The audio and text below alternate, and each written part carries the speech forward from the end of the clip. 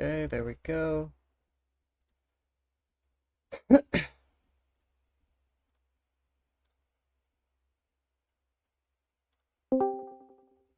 Hello. How you doing? All right, buddy. How you doing today? I'm fucking bored. Yeah, but that's the only thing about double XP. It's like it gives you the motivation to play the game, to at least to try to play the game for the full 48 hours worth of content. But Mhm. then again, at the same time, like it doesn't change the fact that it So, still is super fucking boring but sometimes. so I mean, well, I'm already going to play the game anyway. So are you. Oh But yeah, it gives you that motivation to do the skills that are boring to do. right. But it doesn't affect the fact that they're still boring. Which, oh, you want to hear something that's shitty? So like I said, I got up to Runecrafting 90, right? Right. I had a bunch of protein essence. Okay. I don't have any of the skilling pieces or anything for runecrafting yet. Okay. Okay. So all I was doing was I was able to wear one of those death skulls and go into the abyss, right? Right. So if you skull and go through the abyss to runecraft, you get 2.5 times. But if you wear that death skull and do it, or the demonic skull, you get 3.5 times XP. Oh, okay. Yeah. So that plus double XP, I was getting about 2,600 XP per rune essence Oh no or shit. protein essence. Yeah, so it actually didn't take that bad. I think my rune metrics was showing that I was averaging 1.9 million XP per hour. And that's with no boost. I didn't have any pulse cores, I didn't have anything on me. It was just the abyss boost, right? Right. Um my divination is a higher level, right? Yeah. Like I'm at 93 currently. I'm only at 95 I unlocked incandescent, which is the final wisp Yeah. variety. I'm only 900,000 away from that. Okay. Incandescent, I thought the astral was after incandescent. Let me. When I I could be look at wrong. we look at the divination. Oh, I just had. Oh, my memory just wore out. Let me restart that. Then pull up the divination. Ah, okay. So incandescent. Um, is at 95. Ancestral Yeah, ancestral, that's what it is is, not also at astral. 95. Oh, okay, okay. But that's the one that's over in the arc. Incandescent is on the mainland. Right. Okay. Um, so incandescent's the highest one. Um, but um, so yeah, I have the full diviner set with the modified headpiece, right? So I'm getting an extra 6% from that. Okay. Yep. I have a bunch of bonus XP, and I'm using cinder cores in my sets. I'm getting 150% bonus XP burn rate, right? Right. And there's other people around here, me constantly prodding pulse cores. So I'm getting a Nice. lot of boost, right? And you remember I said at a lower level, at like 80 something, I was getting 2,600 rune crafting per um, essence, Yeah. and my rune metrics was saying I was going about 2 million XP an hour. At 93 divination, with all those boosts, I'm getting 1.3 million per hour, and I'm getting 1,700 Oh no per shit. memory. So it's way worse. But it's still a lot better than only getting like 100 for doing it if you're actually doing the wisps. Right. So, and I'm still have 553 protein memories. Jeez. Mm-hmm. Yeah. But, I mean, you also gotta think, so in addition to all this, now right now my timer, double SP timer is going because I'm using, the protein stuff.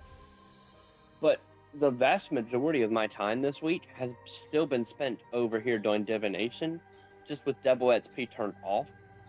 because I was not wearing my XP outfit or pulse cores or anything, I was wearing my Divination Chronicle set so that I could get more Chronicles. Right.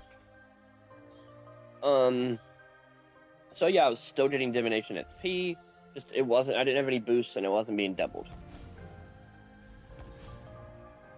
So yes, I have spent so much time for the past few weeks just on Divination.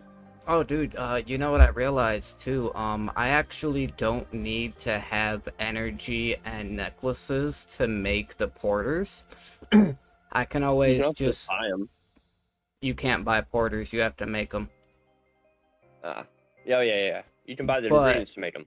yeah, but, you can also just go to the Hall of Memories, and while you're doing the Hall of Memories, you get Yeah, you these, can turn memory those strands shards. into shit. Yeah, the memory Oh, shards cards, that you yeah. get, you can turn into You can. porters. Yeah, they're untradeable versions, but Well, then all there of are them some are, that you because can you make. can't No. trade portables. Or, No, they're porters. memory shards. There's some things you can make that are tradable, and some things that you can make that aren't. Oh, yeah. Oh, sorry, I'm thinking potents. Potents. Those are what you can make. Yeah.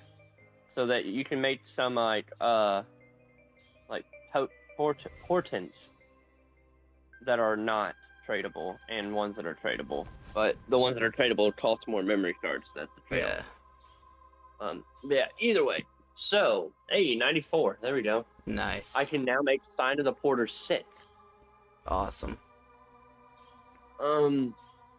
But, so here is the protein juicy knowledge that I found out, okay? You know the protein power-up, where it says it speeds up how fast you use a protein item? Yeah. I found out that depending on which protein item, it actually affects it at a different rate. Oh, yeah, So like, the vast majority of them, smithing, runecrafting, fletching, firemaking, construction, cooking, and herblore. All of those protein items, if you're using those, the protein power-up gives it a 12.5% reduction in time. Okay? Yeah. If you're doing it with the memories for divination or the cogs for invention, which no one does, you get a 14.3% reduction in time. And if you're doing the crafting, you get a 20% reduction in time. Yeah, it just depends on what type of protein you're doing, because the different types of proteins by default take different amounts of time to do them. So They do. But the protein power-ups also give you a different amount of discount on time. Oh, yeah. That's what I was saying. Like, it doesn't tell you that in game or nothing, right? So let's say, like, all those ones that give you 12.5%, they take them down to 4.2 seconds each. The 14% takes it down to 3.6 seconds each. And the crafting one drops it down to 2 seconds each. Yeah. So yes, I do know they all use different times, for sure. But it's just, you also have to think though, if you're using it,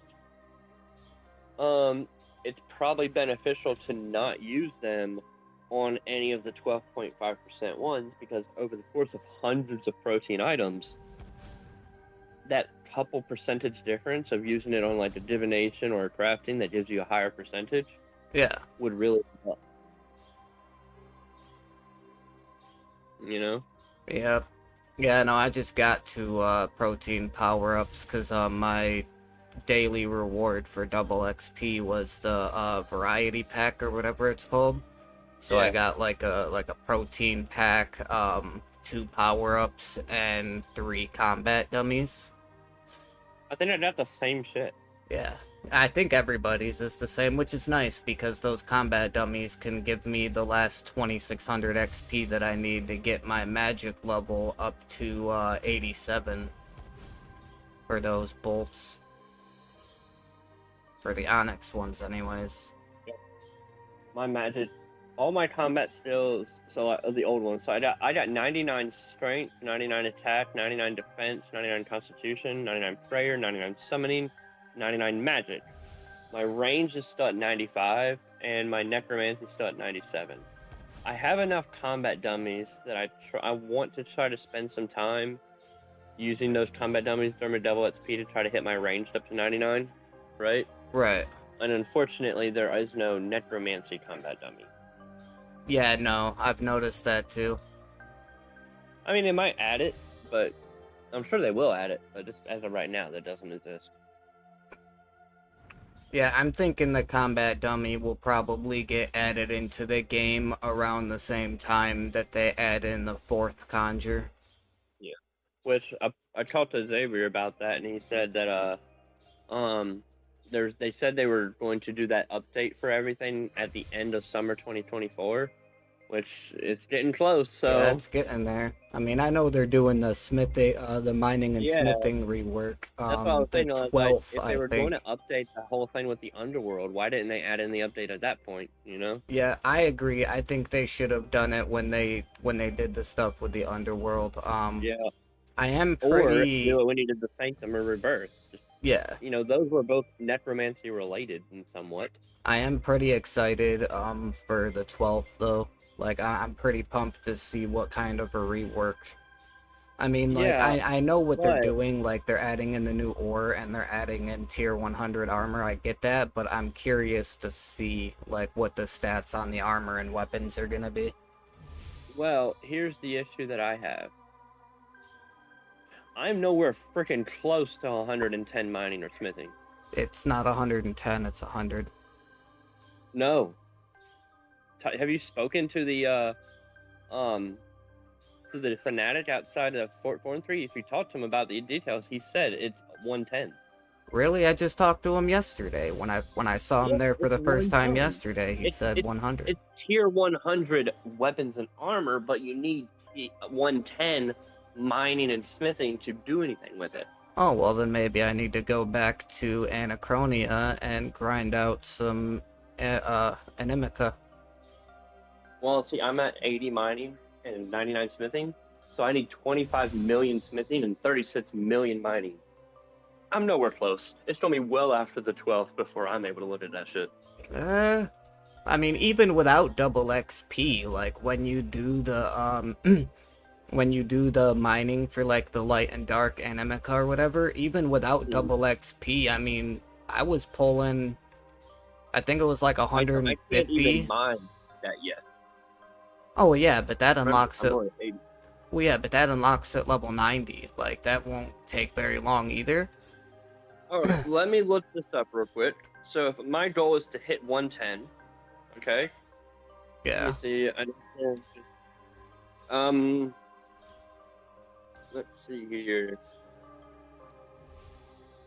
Put in the gear that I have. I don't have any of those. Don't have any of those. I can do that. Don't have any of that. Have that. I can put in some perfect juju mining potions. I can make sure to bring those.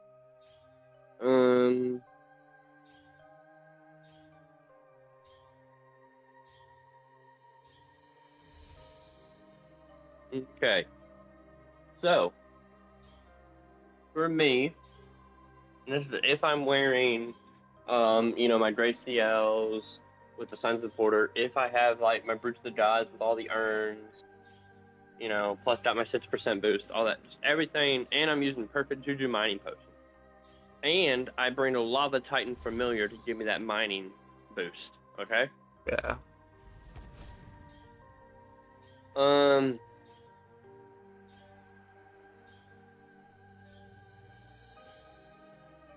I would need to spend 237 hours mining.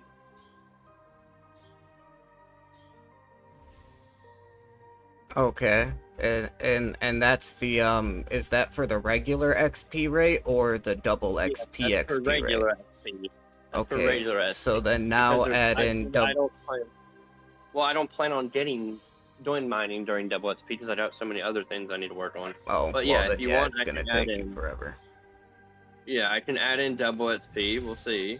I was This gonna is from a say, credit yeah, card. add in like double XP, add in like you can add in double XP, you can add in bonus XP, you can also reduce the amount of time that it would take you if you use the potions that give you Yep, an I increased. put on here, you know, AFK plus raw opportunities, right? To where, you know, I'm not fortitting, basically. I don't have any auras that would help me with mining. I have the Brutes of the Gods, I put the Lavatine, I put the 6% clan boost, perfect Juju mining potion. But yeah, let's say it's double XP weekend. Let's say I add that in there, okay? Oh, and I have it set to using urns as well. Okay. That would lower me down to 132 hours. So, like I said, cut it in half. But even with all that shit, there's no possible way that if I did double XP weekend the entire time, there's still not 132 hours of double XP time. So it's just, like I said, even if I started from the very beginning of double XP and did all of my time focused on mining, you know, there's still just not enough time to get me there before Monday the 12th. No matter what I do with it.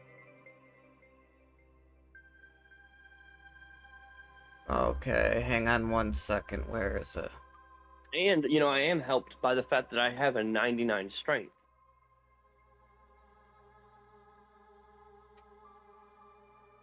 Are you also adding in the power burst of opportunity, which doubles the effect of opportunities for 15 seconds? No, because that would be insanely expensive to add in. What? They're only 1,200 gold apiece. You could buy like But 1,000 of them bitches for like not even 10 mil. yeah, let's see here. And I think you get 4 doses, I do believe, per one. And then like for the smithing, you can always do the power burst of master stroke, which makes it it lasts for 30 seconds with a 2-minute cooldown. Yep, I know. Yep. Well, the 30 seconds doesn't really matter. It's 4 strokes. Yeah, Every well, 2 the minutes. best way to do it, well, actually, you can't do it like that because you don't have the cape. I was gonna say the best way to do it is to have the smithing cape on, which makes it so that, you get, like, My increased smithing is hammers. 99. Oh, well, then yeah, dude, just throw on the fucking cape that, makes it so that you do double damage every time that you, reheat your item, pop the power burst, swing 1 time, and then hit the furnace, swing again, and it makes it so that you get that 10 times multiplier from the power burst, but then also double progress, because of the cape. Like, there's Alright, a so let's lot of see stuff here. that you can do With that my would lower smithing, that I time. only have an 83 fire making, which definitely sucks, because that would have helped me. But if I go from 99 smithing, and my goal is to hit 110 for that, okay? And let's say I am keeping it at high heat, right? Not using the auto heater or nothing, I'm just clicking to keep it at high heat, right? Yeah. Which should do me the best possible XP, okay? Let's see here.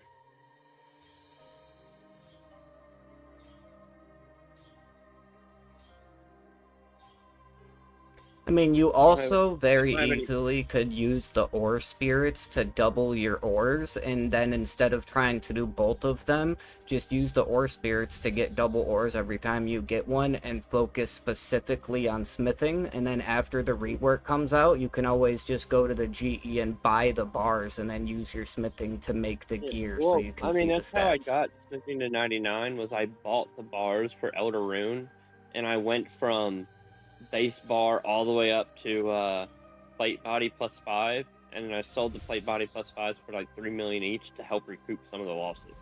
I would have gotten a bit more XP if I did burial suits, Oh, but you would have got way more XP. oh, it would have been basically making, it's the equivalent of making it +5 again. Yeah. Because whatever the final upgrade is, it gives you the XP of the final upgrade. Yeah, it literally But would have doubled your you know XP. how much money that would have been lost? Yeah, I mean, or you could do I don't. what I do and just don't buy it. Like, I got to 99 mining and 102 smithing, and I mined and smelted and smithed all of my ores and bars. I didn't buy any bars. Well, see, I was wanting to be able to make my masterwork set, because remember, I was doing melee for a really long time, right? Yeah, So smithing was more important to me than mining at the time. yeah. Well, smithing But also takes longer. let's say I am, let's say I'm using superheat form, okay? Okay. I don't have the wisdom order, I don't have the Varric armor. I do have all 5 pieces of the blacksmith outfit and the modified blacksmith helmet. Let's say I do it on that world 70, I think it is, so I get the Luminite Injector going on. Yep. Artisanal Um, workshop world. Yep. Yep, I do have that. We'll say I'm adding the perfect juju perfect juju smithing potion. Sorry. Let's say I'm adding in the power burst and master stroke as often as I can. Ignore advanced pulse tours, because that's probably not going to be happening that much. After double XP weekend. I'm going to leave double XP weekend off because, again, I'll be having to do this after double XP weekend. Let's see here. Submit.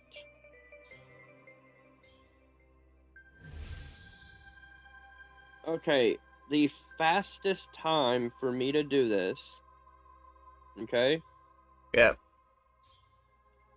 right, Yeah. would be an equal tie between buying, what's it called? +4 of the item and smithing it up to +5, right? And then, of course, buying the extra Elder Rune items. But if I did either Elder Longsword +4, Elder Rune Gauntlet, Elder Rune Armored Boot, so yeah, just any of the Elder Rune +4 items, okay? And I took them up to +5, okay? Okay.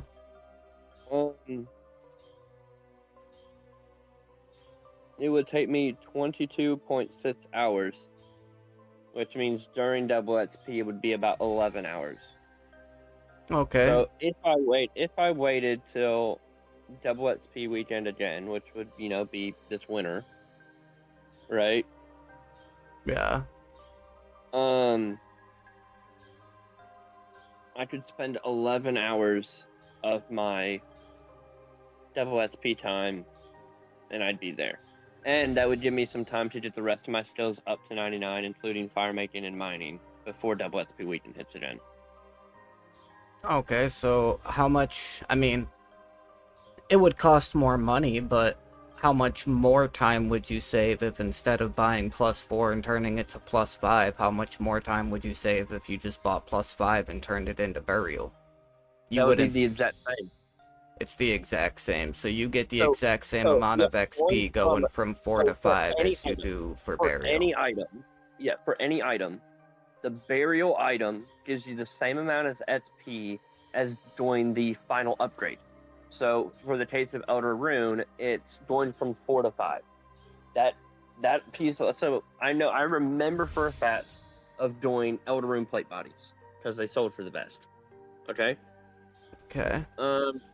I need it, and I got 80,000 XP base, not counting any bonuses, just 80,000 XP to go from +4 to +5, right?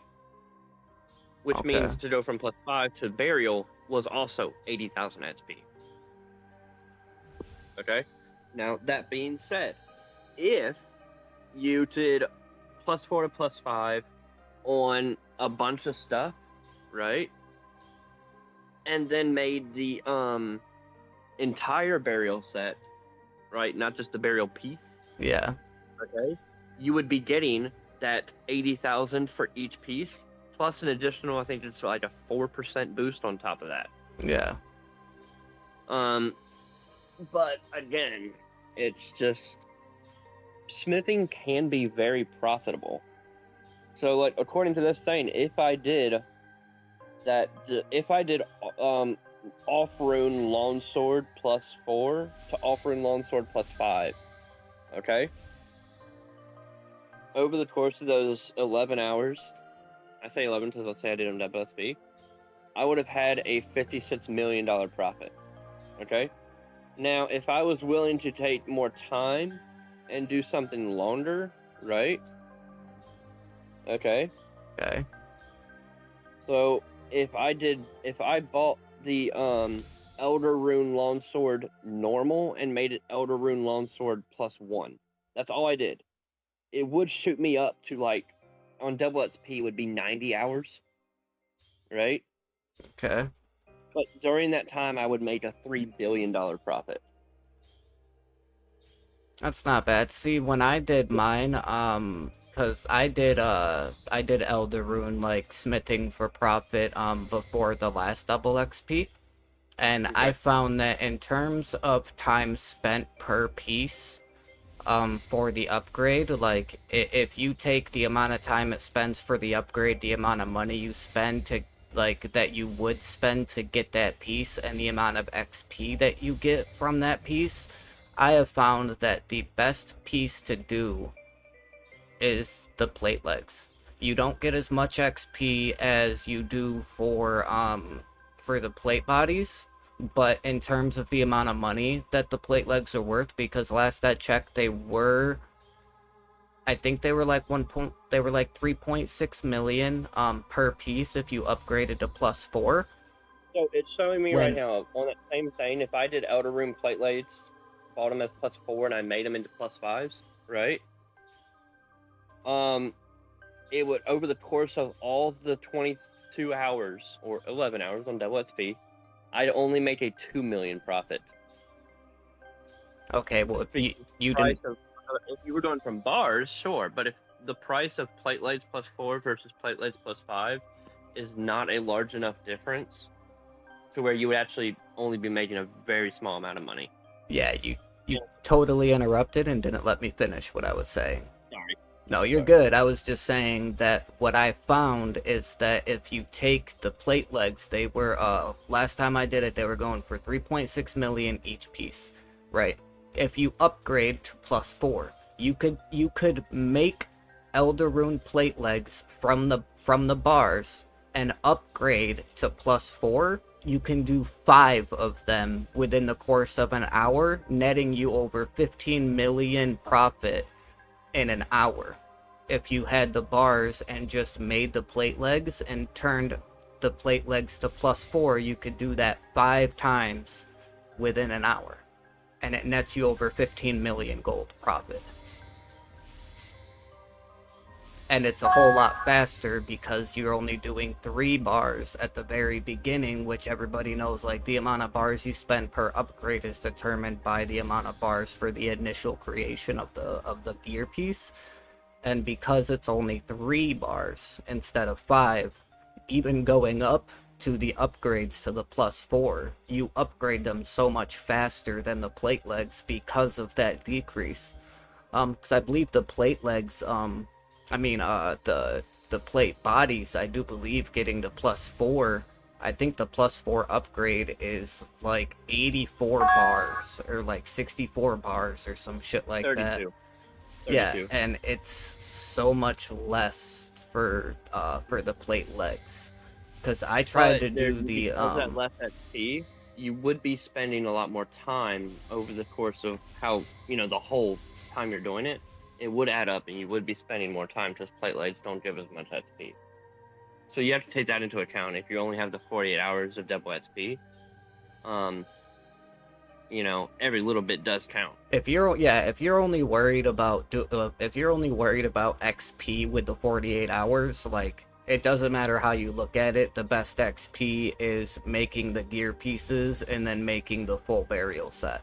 Like, there's nothing that gives you better XP than that. But if you're in terms of profit per hour, the plate legs are the best. Plate legs and gauntlets, because of how fast you can create the gauntlets. You can make like a dozen of them in an hour. It's crazy. Especially But if you use the power burst of Master Stroke for the extra hammer swings. so I mean, if you were doing It's me, Mario, I have an entire gym to myself right now. Very, very many. Well, let me pause this loud ass music in here. I don't need to be hearing this shit.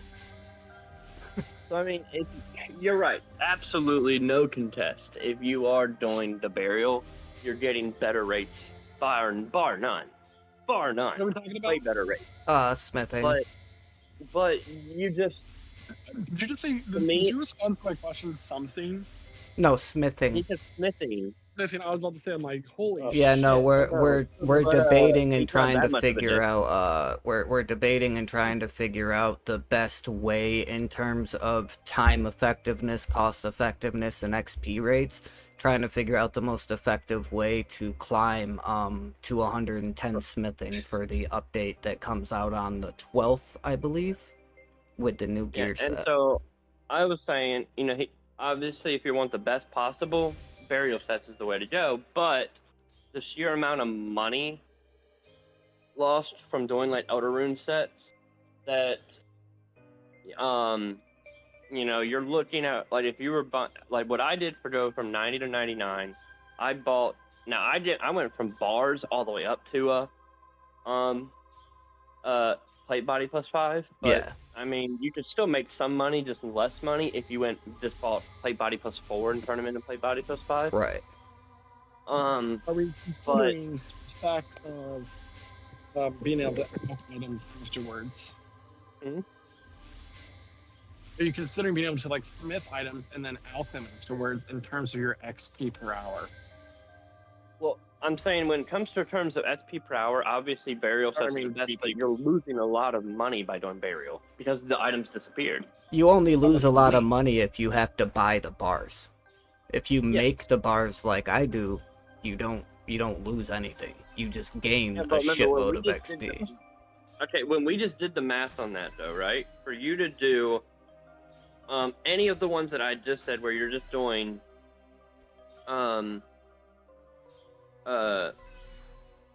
here, let me pull this. Let me switch this up and saying, let's say you're doing it instead of from previous. Let's say you're doing it from bars. So you're making your own bars and doing it that way, Yep. right?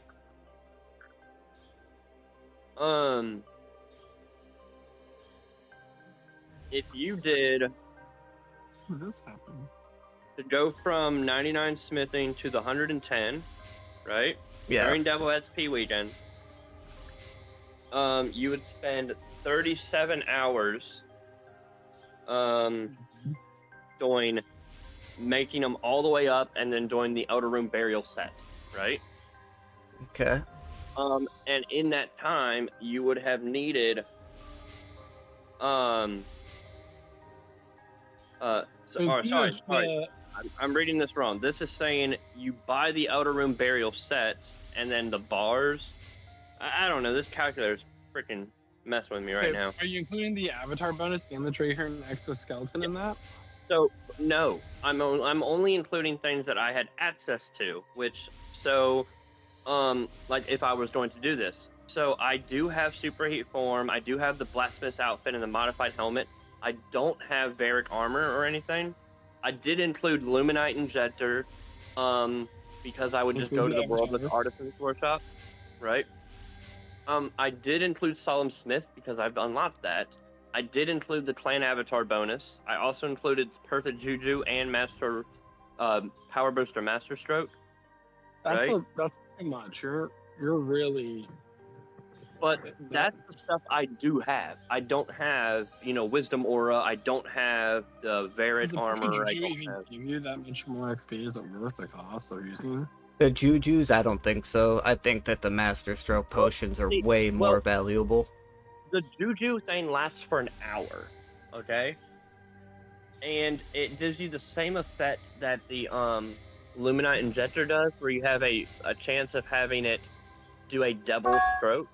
And so if you have the Luminite Injector and a Power Burst and Master Stroke, not Power Burst, a Juju Mining Potion, Smithing. Juju Smithing Potion, it doubles the chance from both of those, they add together, and so you have a double chance of doing a double stroke. So over the course of 20, 30 hours of doing this, that double stroke chance definitely, I feel like, would add up to make it worth it. That could. Now, when it comes to power burst to master stroke, that's going to be dependent entirely on how good you are of efficient usage with it. Because, you know, if you aren't using it at the proper times, you know, it's not going to be nearly as effective. Well, the reason why I said something about like just like getting the bars and this and that and just doing it from scratch so that you don't like that way it's not so much of a cost loss is because you already said part of the way. Well, you already said part of the way through the conversation earlier that you weren't planning on doing the grind for smithing during double XP because you have other things that you would rather spend your time on. So I was thinking about it as the point of if you're not doing it during this double XP, I mean, yeah, it'll take a decent amount of time, but you also have like another 4-month period before double XP comes again. So you would have plenty of time. I think the best option is to do what you're saying though and go from base, because of the fact that you also have to get mining up to 110. Yeah. So if you sit there and do the math to figure out how many Elder Rune bars you will need to do all of the smithing, right? Yeah. Which the calculator can help you with that. Then you just mine until you have enough material Jarvis, to make how you doing, buddy? that many Elder Rune bars. And that should get your mining pretty darn close to the 110 that you need it to be anyway. Yeah. So I'd say at the end of the day, that's probably the best method, just because of the fact that you have to have both. Used 40k Elder But bars if it was recently. only smithing No that shit. had to be leveled Nice, up, dude. you know, then we could do this whole conversation. I think I got like a couple and debate the grand best or something. of whichever. But the fact that you also need to get mining up to 110, I think it just becomes a no-brainer at that point, and doing it from base ore is going to be your best bet, just because you need to mine anyway. Right. So that way you're doing 2 birds with 1 stone. But this would not be, I don't think... Get caught off by surprise. Huh? So my camera's on, by the way, just so you don't get caught by surprise. But I,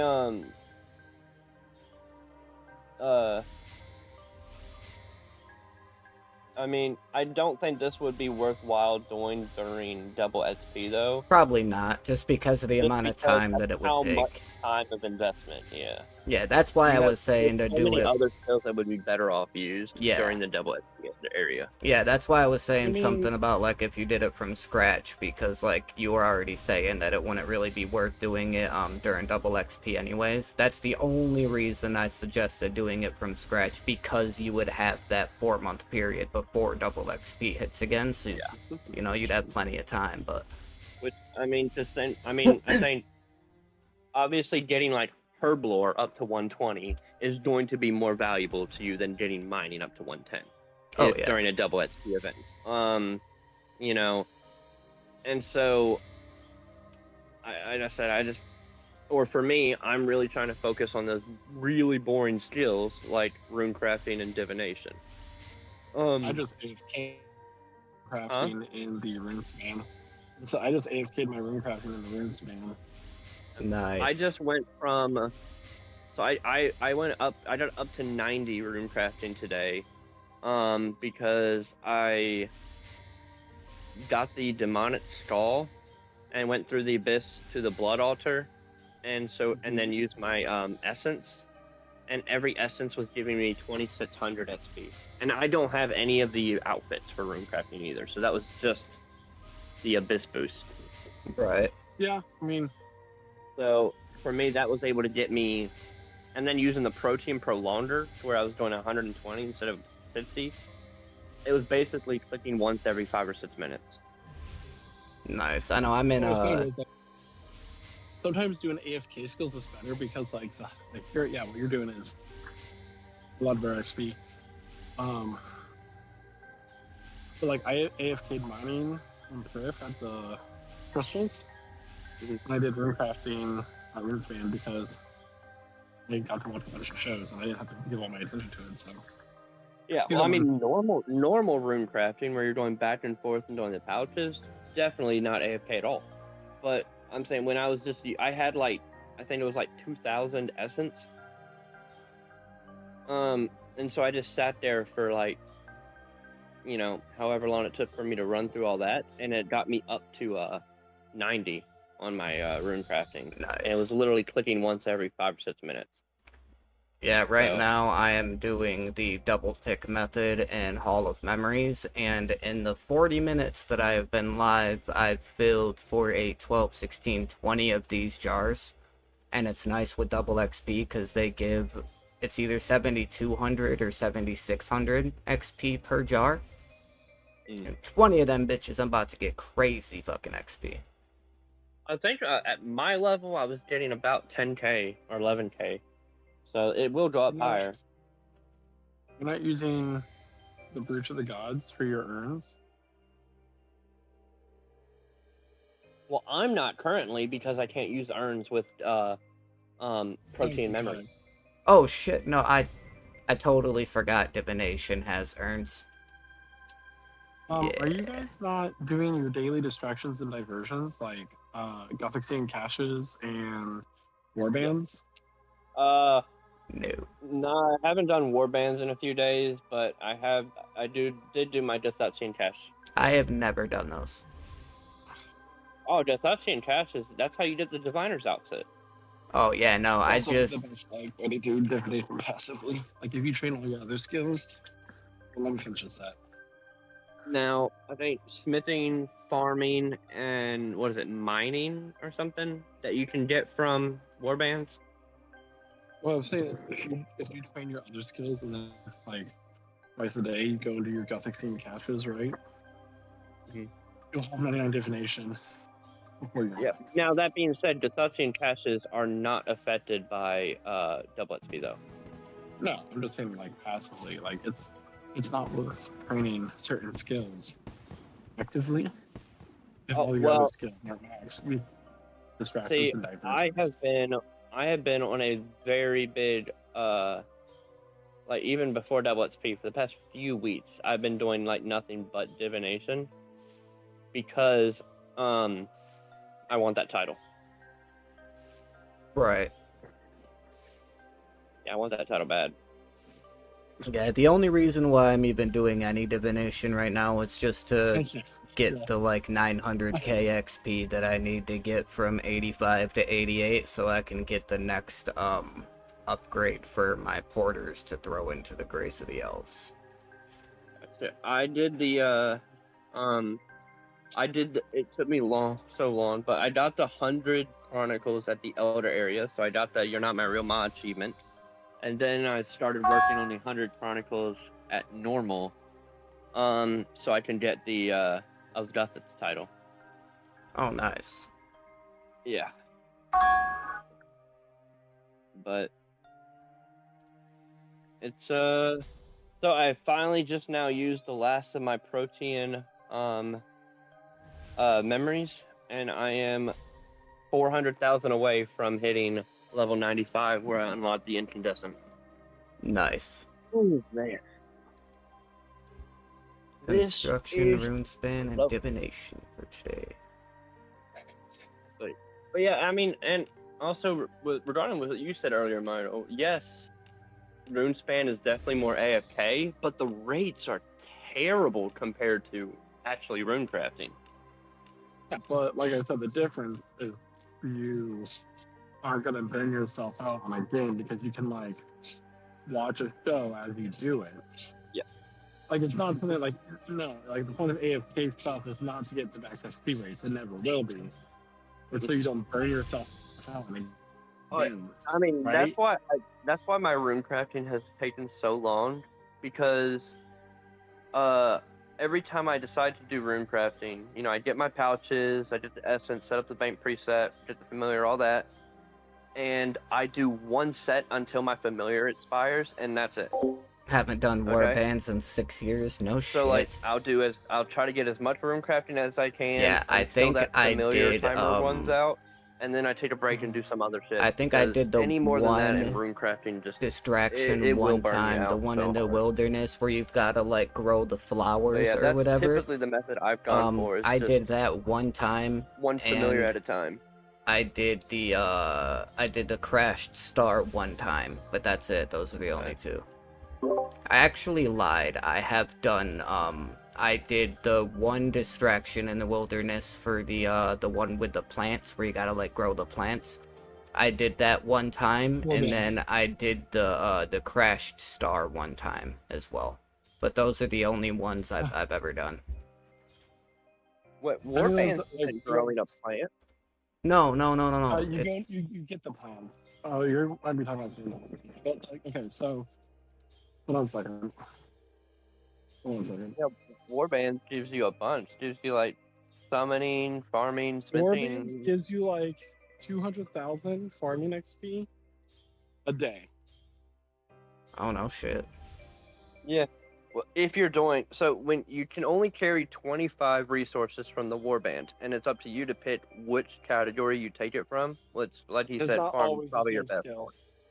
Right. But farming's probably your best one, though. And it's not always guaranteed to have farming there. Oh, Well, we got I've been this. lucky though, because every time I've done it, I've had farming. But that's how I got my 99 farming. But granted, that was before player-owned farms came out.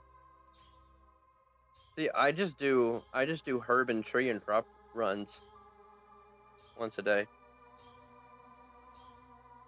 I get my Cow, and I get the XP from all that. Once a day, you do know that the herbs grow in like 80 minutes, right? It only takes them like an hour and 20 minutes for the herbs to grow. Yes, You can but also accelerate their growth. I also once a don't day. feel like it. And so if I do it once a day, I can check on all my trees, my herbs, my crops, and all of it at the same time, and then move on to something else that's not farming. Okay. About Because 30 you minutes also have to consider, I farm in real life. I don't want to spend time farming in the game. Makes sense. Don't you have like over 2,000 hours on Farming Simulator though? That's beside the point. No, That's beside the point. I was really hoping you would have forgotten about that right there. He said 2,000 hours on farming. Oh my god. I do, and I also pre-ordered Farming Sim 25, so I can get it as soon as it comes out this November. Jeez. And so yeah, there might be a bit of a window where I am drastically cutting down my RuneScape hours for a bit. I'll still make sure I come in and cap and do some of my daily stuff, but that's gonna be about I it. feel like a lot of people have not been playing RuneScape as much as I did when I initially started playing again. Like, I haven't seen Rax on, I haven't seen Xavier on as much, I haven't seen... I've noticed A lot Xavier's of been people playing less. I've noticed Kyle hasn't been fucking on like at all. Kyle is dealing with family stuff at the moment, so... Oh, okay. I figured there was something going on. Desert, so Well, he hasn't really been able to he's- log on, but He should have been back by now, though. no, he came back. He's been back for the past couple days, and then he's about to be. I think he said either like tomorrow or the day after. He's being sent right back out to the desert. But also at the same time, though, like, I thought the new dungeon would have, like, reinvigorated people to come back into the game, and it didn't. Like, it's kind of easy. And granted, it's not easy for, like, maybe you guys, but for people who have killed every boss in the game, like myself, the dungeon's easy. I'm like, oh, this is kind of boring. I mean, I Yeah, tried to do the Yeah. dungeon. I could deal with the mechanics for the most part. But I just, for some reason, the tier 90 necro gear, it didn't matter if I brought my overloads, my prayer potions, a potion of vitality. For some reason, I just could not survive that second boss on solo with tier 90. I was gonna go back and try it again after I got the... mechanics.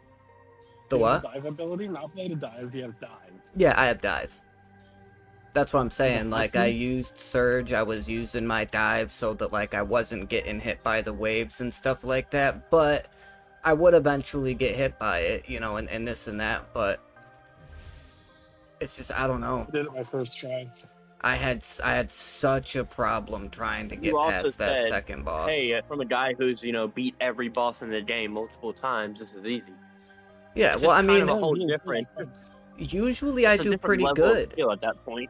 Usually I do pretty good with new bosses. I mean, I'm pretty decent in terms of like picking up new mechanics that I see. Like even when Michael took me through, you know, Elite Dungeon for the first time, we made it through the whole dungeon without having to like really have any, you know, any issues. Like I do pretty good with mechanics and stuff. I just, for some reason, I couldn't survive him. The DPS rotation for Necromancy? The what? Okay, first, I have two questions for you. Before I ask you that question again. Number one, do you have the Zuck Cape for Necromancy? I don't. That is something I gotta do. I haven't done it yet because I don't know if I can survive really the didn't do a caves. whole lot for me in the game until after I got the Zuck Cape, because it makes your death skills ability like 3 times more powerful. Okay. Which is like it turns that ability into your bread and butter of the Necromancy skill. Okay. Do you have all of your abilities unlocked for Necromancy? Do you have the whole soul tree done? Yep. I got the whole Well of Souls done. Cool. Do you have all the quests done? In terms of the warlock and all that? Yeah. I got hang on. Where is it? Necromancy. Yeah, I got all the way through to Alpha Omega. I did all the quests. I unlocked Raziel. So the DPS rotation, and this is kind of similar for all combat abilities, but the DPS rotation for Necromancy is get your death stacks to 12, use Living Death, Super Adrenaline Potion, build to Death Skulls, Finger of Death twice, and then use your Omni Guard or whatever your Death Guard ability is right after that. And then your Death Skulls ability should be back up and ready to use before your Living Death resets. Okay. Yeah, I and mean, then just like for magic, it is Sunshine, Adrenaline Pot, Wild Magic, basic ability, Asphyxiate, build back up, and then use Wild Magic again before your Sunshine goes away. okay. Yeah, I mean, I know I gotta get the Zuck Cape. I just haven't done it yet. I got the Fire Cape. I just haven't after done. your second Wild Magic, use Omni Power. What'd you say? With the Zuck Cape, after your second Wild Magic, you use Omni Power before your Sunshine goes away. Then you have to have the Greater Sunshine ability unlocked for that to work. Which is only like... My action bar on my magic is Greater Concentrated Blast, Wild Magic, Greater Sunshine, Asphyxiate, Dragon Breath, Combust, Rack. Yeah, but the way that you play is Blast, you expect... Omni Power, Tusta's Wrath, and then Chain. I still have not gotten the Greater Chain. You want your Revolution to do all the work for you. Yes, I do. I have one action bar is for single target, and then I can hit nets on it, and the nets action bar is set up for AoE. Yeah, like I said, you won't even get half of the DPS of somebody who does full manual magic. Oh, absolutely, but I gears. don't care about that. I genuinely don't give a shit about being the most optimized DPS thing. That's not why I started playing RuneScape. Oh, right. You don't have to. I'm not either. Otherwise, it'd be 3-tick auto attacking. I don't, because that's too much work. My point is, though, is that like if you want to do, sorry, I'm on treadmill if I sound like I'm out of breath. But if you want to do bosses past covers under 2, that is what the adjustment you'll have to make. I know I finally got to the point with Necromancy. I'm to the point now where I can do all of my threshold abilities and my ultimate abilities and stuff. Like, I've got all of those on actual keybinds. the only things that I have set to revolution, which I'm actually in the process of also working that out. My revolution is pretty much just summoning my guys and like using their abilities, except for the putrid zombie. I have his explosion off of the bar on a separate one, so he doesn't explode and I lose him. That way I could pick when I do and don't want him to explode. That's what I do. And then I have the Necromancy auto attack. And I do actually have it set up so that my, what are the abilities called? The Soul Sap and Touch of Death are actually also on Revolution, but I am in the process of trying to get those onto a keybind that I think is comfortable enough for me to be able to actually press the buttons myself. And then the only thing that will be Revolution is just summoning my guys and doing the auto attack, and then everything else will be manual. That is my goal, and I'm halfway there. But if you have tier 90 tank gear for Necromancy with tier 90 weapons, and you have darkness, you can do Zod. Okay, yeah, I have darkness, I have tier 90 armor and weapons. Like I said, I figured I probably could do Zuck. I just haven't done it yet because I know like it's gonna be a time-consuming thing for me to do, and I'm just worried about doing it and then dying, and then losing my fight game. The light within. I don't know. I know I did World Wakes. I don't know if I did Light Within yet. Let me check. It means you'd have Perf unlocked if you do. No, I haven't done that one yet. So you will need the Light Within to do Zuck as well, because if you bring up Blood Reaver, which you'll need one. That's the one that heals you, right? Yeah, but also sacrifices its own health. But the Light Within gives you a Prism spell that you drop and it heals your familiar. Okay, I think I know what you're talking about. I feel like I've seen that ability used. Dungeons that I've gone with you before. Okay. You're familiar with it before. Okay. Yeah, so I know I still got to unlock Prif, which that's actually gonna be the first thing I do after double XP is over. I don't want to spend time worrying about like PVM and quests and stuff during double XP when I could be like, you know, skilling to get XP, you know, but right.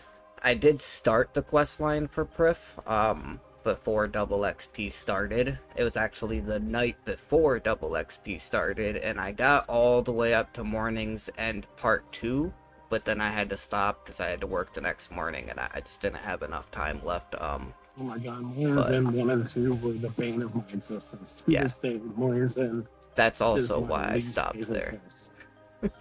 Yeah. I thought Morning's End did suck, but it's not my least favorite quest. Yeah, I just have part 2. Of the quests I've done so far, my hands down least favorite is One Small Favor. Because it was everything I hate about fetch quests times 30. Oh my god, they got another fucking centerpiece? Is Dimension of Disaster. That's my least favorite quest. Yeah, but at least you did a bobblehead out of that one. My least favorite quest is any quest in the entire game that has a fucking sliding puzzle. God, I hate those things. Sliding puzzles are so easy, though. I literally had a viewer send me a link. I'm going to go ahead and interrupt you right here. I fucking hate when people do that shit. Just because something is easy for you does not make it easy for others. There's literally a trick to them. You just have to know the trick. Yes, the wiki tells you the trick. I'm still shit at it. Yeah, I had a viewer actually, I think it was last week, I had a viewer, if you want me to, Cheesy Poof, I could send you the same link. She sent me a link for a 5x5 puzzle, and you literally just, like, click like, the pieces that Like you need to Oh have yeah, set up and where that's they what are. I do. Like, I use one of you? those. I use a sliding puzzle solver Yeah. every time What? because I just Wasn't it you who came and shared your screen with me and just kind of solved the puzzle for you? No, yeah, that was me after I sat there for like Yeah. 2 fucking hours struggling to finish. It was Like, what, it was 10 the minutes? quest to unlock Zamorel and Fourcat or whatever the hell their names are. Mm-hmm. Yeah, I Like, hated yeah. that puzzle so I much. spent so fucking long on that thing, on that map. God, I spent so long on that. Yeah, Michael There's a came whole in, reason, solved it you in know, like like- 2 fucking minutes for me. I'm like, Oh, yeah. I've been stuck on this Like- thing for hours. There's a reason that I know they're worthwhile, they're good money and all this shit. There's a reason I haven't done a single fucking clue scroll since the first one I did. Because Every they school has an online tool that will solve them for you. it does not work on my fucking computer for whatever reason. Can't figure it out. I have it installed. It just every time I try to open up something, it just pops up like can't fucking. It does not detect anything on my screen, and I'm like, I can't figure out why. Do you play in browser? What? No, I use the Digest launcher. Wait, browser play is still a thing? I didn't even know you could still don't know. play on browser. Because my only guess for that would be like hardware acceleration, is what I'm saying. I remember back when RuneScape first came out and you had to have like the Java on your computer, but it wasn't as easy as a download. You remember when Java came on a fucking disk? I remember. I got typing info Java through the internet. Yeah, I remember when I first started playing RuneScape back in like the 6th grade. I was like 11. It was like 17 fucking years ago. Java. Yeah, and I wanted to play the game, but it said I needed to have Java, and I couldn't figure out like how to try to download it on my computer. So me and my mom went out to Walmart and spent $20 and bought a downloadable Java disk that she actually still has in storage to this day. I was up in actually New just York. thinking. I think I still have a JavaScript CD somewhere here. That's what I'm saying. Like you used to be able to JavaScript download and it for. Java are two different things. Shit, I think JavaScript is a programming language that was made to improve on Java and simplify it a bunch. It's also very rigid, so it can't be improved on much more than it already has been. Java is its own. Also, I language. think the weirdest CD that my mom still has is she had like one of those. She still has like one of those TAT software CDs from the late '90s. Oh no shit. Yeah, like why is that something she decided to keep? Like, why do you need to install a freaking TAT software from like 1997 on your computer anymore? Oh, you want to know something hilarious? My grandfather, on my mom's side, my mom's dad, Papa Dan, to this day, this man still uses a computer that's so old, he still uses floppy drives. You know, I was actually thinking about that like a couple weeks ago. Like, Yeah, I those kinda like want floppy to get disks. a Yeah, floppy drive. yeah, like, he on still my has computer. it. I just kind of want to get one. Now, granted, my computer doesn't have a freaking 5.25-inch bay, so Why? wouldn't be. First of all, you can get one that's a USB external That's drive. what I'm saying. It wouldn't, but it's just. I'm saying what But I was why? wanting to do is just for my next PC build. I was wanting to make like, just like not the whole RGB glass panel and all that. Just give me a standard box that from the outside just looks like a basic PC, and then just inside it would still have a GPU and all that. Right. But to make it really fit the bill, I was thinking I need to have like a floppy disk drive on there. Oh yeah, like he's Not got that I a would actually be using the floppy disk, just that I would have the drive. he's got a floppy disk in the box in his computer office that still has pictures from my fucking 4th grade graduation on it. Like my 3rd birthday and shit, there's a picture of me as some fat little baby in a high chair, like stuffing my face with birthday cake. It's hilarious. I'm hard time following the logic of putting a floppy disk. I'm about to go smoke a cigarette, and so I just logged so my muspa doesn't run out on the timer. Yeah, every time I smoke a cigarette, I gotta go outside. Yeah, so I'm going outside, but I'm Yeah. just saying I don't want my familiar timer to run out. So that's why I just, Oh. if you see it popped up that, I just logged out on the chat, that's what I'm saying, why. I really need to quit smoking. At this point, I just don't even care.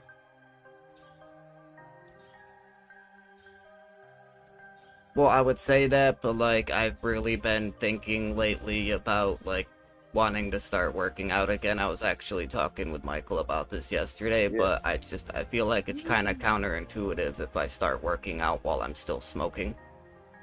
So, like, I do really need to quit. I would start doing one before you start doing the other. It's really hard to make a lot of dynamic change at once. Yeah, that's why I was saying I was thinking about I was thinking about trying to quit smoking, and then I can start working out. The first 3 months of working out, I didn't have the rotation I do now because it was too intense to start out that way. Right. So. Yeah, I'm just at a point in my life where I just don't care. Yeah, I mean, I'm the... Me or him? Him. Cheesy Poof. How old is Cheesy Poof? I don't know. How old are you? I'm 30, and I'm a disabled veteran that's retired. Yeah, I will be 30 in October, but I'm not disabled. If you're basically a geriatric at this point, I'd be like, oh yeah, don't care. Light it up, man. That's always why I am like able-bodied enough that I can go out and take care of my animals, carry around hay bales, stuff like that, but not enough that I can have a job. Wait, you're carrying around hay bales?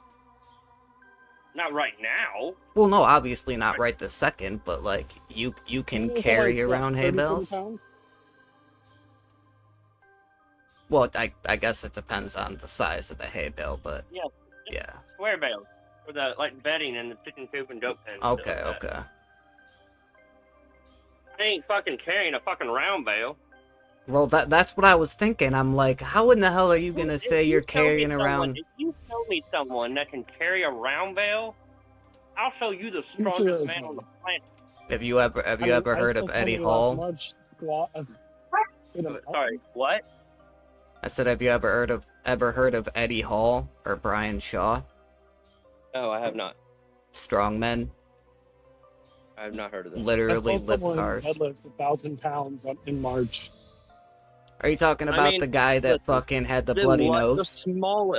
The smallest round bales start at 600 pounds, and they go up to about 2,000 pounds. So, but I'm just saying, if you have someone that you show me that's carrying around fucking round bales, I'm showing you the strongest fucking person alive. Well, that's why I was saying it depends on the size, because I know that there's... Those 600-pound round bales are more popular in Europe. They're not really that common here in America. It's more like the 1,200 and 1,400-pound ones. Yeah.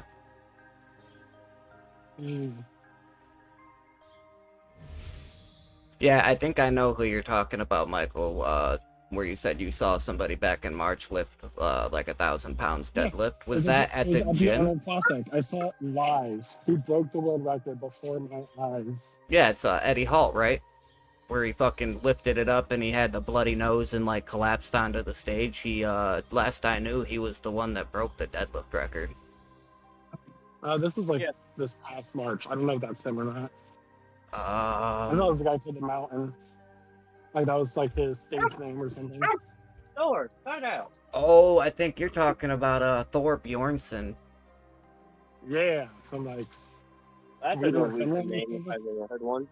I don't know which one it is, but he had a whole team there. There's a reason why I'm not going to try to be like one of the strongman or become that kind of powerlifter, because they all die by the time they're 50 because of brain aneurysms. Yeah. Here, look at this. Let me send you a link real quick, Michael. Oh, actually, I guess it just shows the picture. Is the guy on the left there, is that the guy you were talking about? Yes. Yeah, Michael Hall. He came out in an interview and said the only reason why he was able to lift that is because he trained himself in his mind to imagine that it was a vehicle that was on top of his kids, and if he didn't lift it, then his kids were gonna die. So he had to, like, put himself in such a bad, like, crazy intense mental state to do it, and then still, like, bled from the fucking nose, collapsed to the ground, like, almost died from that shit. It was crazy. It was cool to see, though. But yeah, like I was saying though, they're heavy as shit.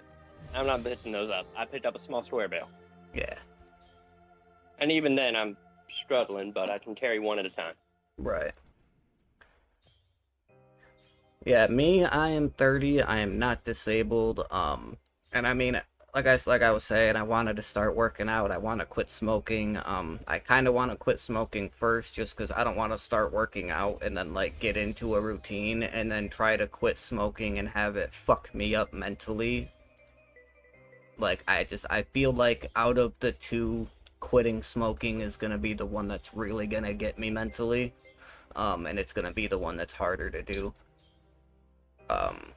But even when it comes to working out, like, I don't really have a whole lot that I have to do. I have to put on mass. Like, I've always been, like, toned, cut. Like, I've always had definition and shit like that. But I've just always been kind of a smaller guy. You know, I feel like I need to put on the weight. That's like muscular because you're skinny, you know? You just have a low body fat percentage. Like, everybody has muscle, right? Yeah. If you have a low enough body fat percentage, it's going to appear that you're muscular because all that's showing is your muscle, right? Oh, yeah, but I've been a lot bigger than I am now. Like, I've been bigger in the past. That's why I was saying that, so like... what you're going to have to do is figure out your calorie maintenance and then eat, like, 1,000 more calories than you need a day. Or, like, 500 more calories, and that's, like, and you'll have to bulk. Yeah. And some people who really struggle to gain weight because they have a really nice metabolism that makes me die of jealousy. Yeah, like me. They have to do what's called a journey bulk. Well, see, I'm more upset that I never got to make that apple pie yesterday. Yeah, that's my issue, is that my metabolism is just ridiculously high. Like I said, when I was locked up in that home when I was younger, I went in like 115, 120 pounds, came out like 175, 180, fucking brick shit house. Like, I was fucking solid. I lost all of that weight within the first 6 months of being out of that home because I stopped working out. I wasn't intaking the calories and protein that I was when I was in the home, and my metabolism just absolutely took over. And now here I am, gonna be 30 years old in October. Also, and smoking is probably why you're so skinny too, because it's a diuretic and a hunger suppressant. Yep. Like, if I smoked or did a lot of coke like a lot of these other gay guys in my area do, I would be skinny too, you know? Yeah.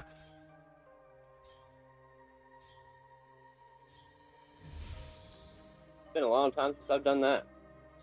What? The coke, not the J diet. But, like, those are just natural. They're not natural, but they're just like hunger suppressants. Yeah. And that's why people any type of narcotic, whether it be a cigarette, cocaine, alcohol, it's going to have an effect on your body. It's going to happen. It's just, you know, there's no way you can have something that's not healthy going in your body and not have some negative effect from it. Hey, alcohol's not a narcotic. It's something. It's what's the thing that makes you sleepy? What am I thinking of? No, yeah, a narcotic is like opioids and shit. So you get what my point was, though. I'm saying if you have something going in your body that's not healthy for you, it's going to have a negative effect. It just depends on what the thing is that you put in your body and what that effect is. Define negative. I mean, If it's not water, oxygen, or healthy foods, it's going to have a negative effect. I mean, you can be overweight from eating too many vegetables or fruits. You can die from eating too much water. That's not the point I was going for. I just said eating water, but you know what I meant. You totally did. Yeah. Yeah, I You know can what you also mean. like just consume like 2,000 calories worth of table sugar and still lose weight. Yeah, it doesn't matter what it. I mean, it does in a sense, but people put too much emphasis on what you eat. It's not so much of what you eat as it is how much of it that you eat. Yeah. I mean, again, like, you look at people like Michael, who are athletic people. Oh, thanks. They're going to be eating a lot more than, meat. You have never seen me try to play a sport. Oh yeah, because they're athletic. They're burning off calories, fat, protein, all of that. Yeah. So they have to intake more to maintain body weight. Yeah. So that's just natural. But I We mean, actually used to have a guy in the clan who was a college scholarship wrestler for Louisiana University or Louisiana State LSU. He was in the clan. you're He at the was gym, the right, most- Michael? Yeah, I'm at the gym.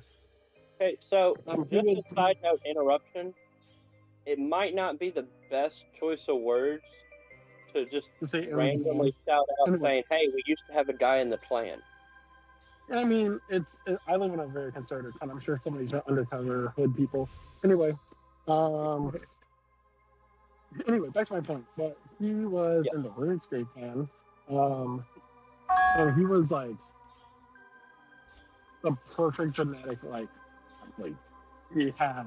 he was muscular, not like any fat on him. And he would do like workouts in like a sweatsuit, like not like a rubber sweatsuit to cut all the water out of his body. It was insane. And then he stole a noxious longbow from one of the clan members, and then left. You said he stole a noxious longbow and then left? What a douche. Yeah. That's what, like 300, 400 mil? Dude just Back in walks like away with. 2015, it was like a lot more. Than Oh that. yeah, I'm sure. Well, when it came out, I Yeah, imagine it 30 was more what the seconds. highest tier weapon, and I imagine when it came out as the highest tier bow. Yeah. It came out after Ascension Crossbows, so yeah, it was the highest tier two-handed range weapon in the game.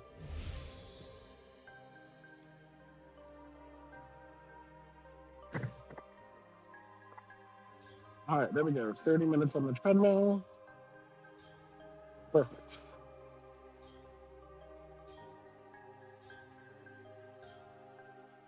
What a day. Well, I lied. I did actually go to the gym a couple times. After Hurricane Ian happened down here in Florida, me and my wife, we had to go back up to New York.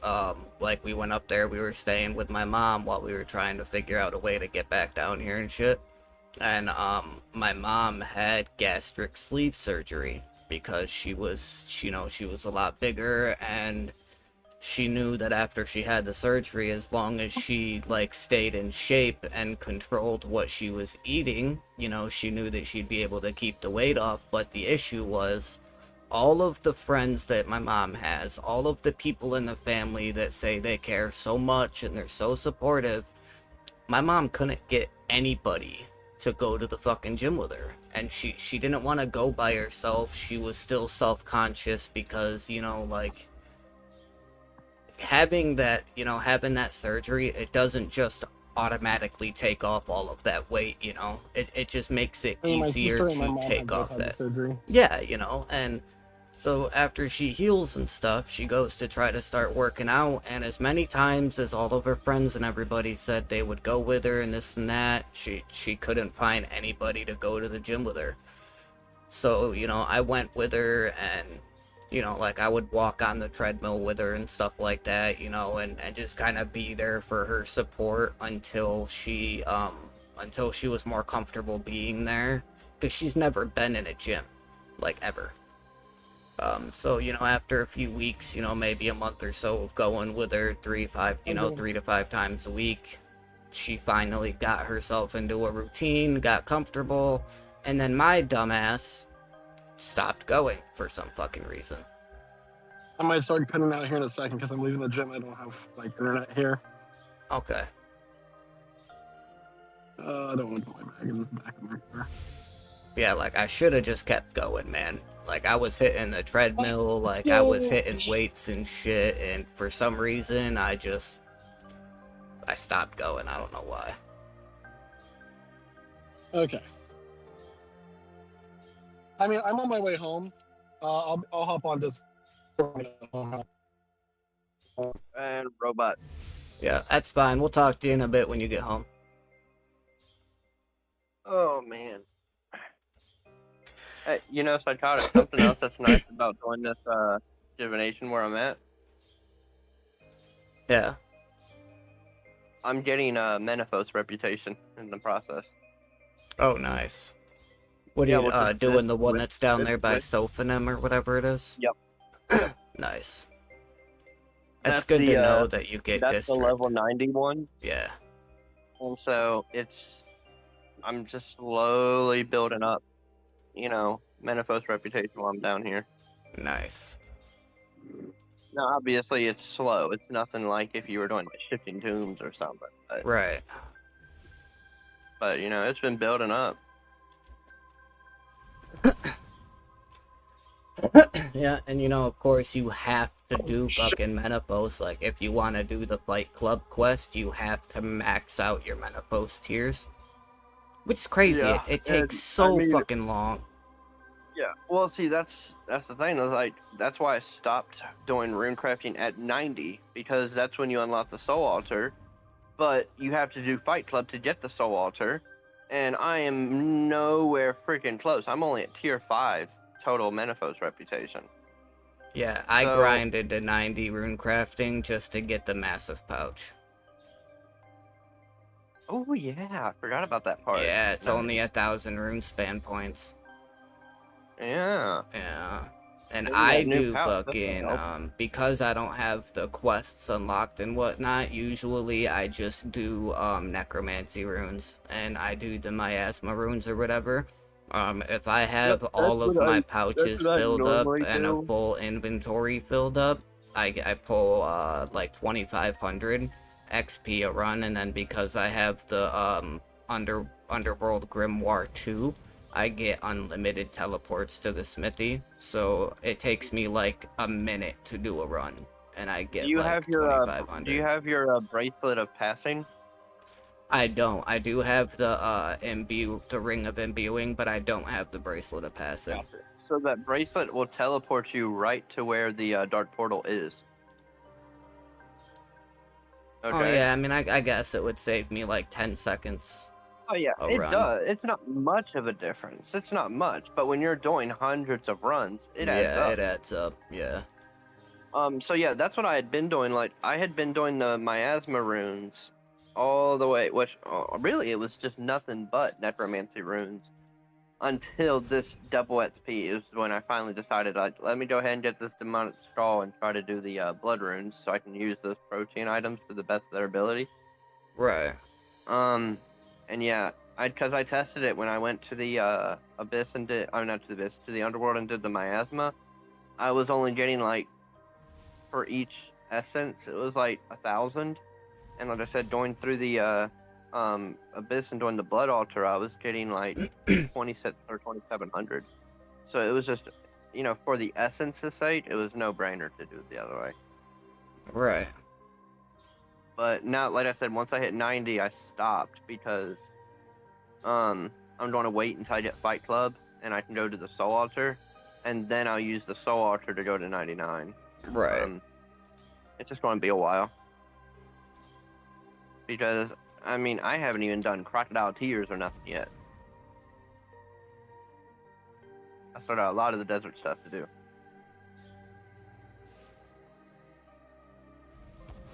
Got another Chronicle. So yeah, you know how I said that I've had a terrible RNG with these Chronicles? right? Yeah. So the entire time that you and I have been on this call, right? Yeah. I've been over here doing divination, except for that time I just logged out to go smoke a cigarette, right? Yeah. And I was even on here before you got on. Well, it's supposed to be a 1 in 25. So now, between my muspa that carries 32 pieces, plus my inventory, right? Theoretically, I should be getting 2 chronicles per inventory, right? Right. And then I have the chronicle outfit now, which gives me a 5% chance to double the chronicle when it picks it up. Mm-hmm. Okay? And I have the Pontifex ring, which is supposed to increase the spawn rate of chronicles, right? Yeah. Guess how many I've gotten since the entire time we've been here? 4. 8. Oh. And you're collecting your free chronicles from your headpiece, right? Yes, I already done the Yeah, 3 okay, today. Okay. I always forget to do that. Yeah. But I mean, it's 7 p.m. game time, so in a few hours I'll be able to get 3 more. But I mean, it's just I've had terrible RNG because so theoretically, if it's a 1 in 25, right? Yeah. Not even counting the doubling, okay? Just the 1 in 25. Also not counting the Pontifex ring, which is supposed to increase the rates. Just the base level, 1 in 25. If you get 4 energy, I think it's 4 every time you harvest a wisp, right? Yeah. Then theoretically, by the time I have like 2,000 energy, I should have gotten 100 chronicles, right? Right. Yeah, I've gotten like tens of thousands of energy. Oh, no shit. Not exaggerating at all. Yeah, that's crazy. Like, because remember, I've been doing this since before I hit 90 and switched to this one, right? Right. Well, just... Yeah, I mean, because we've been in chat for about an hour and a half, because I jumped into chat, like, right when I started my stream, and I've been live for an hour, 26 minutes, and 45 seconds, so it's been about an hour and a half. Ignoring the energy that I've gotten from the previous one, because I put it on the GE when I was done, so I don't know, right? Right. Just the energy that I've built up at this one since I've hit 90, right? Yeah. I have 14,000 energy right now. Oh, wow. So, when I say I've had bad RNG, I've had some bad RNG. Yeah, that's ridiculous. Yeah.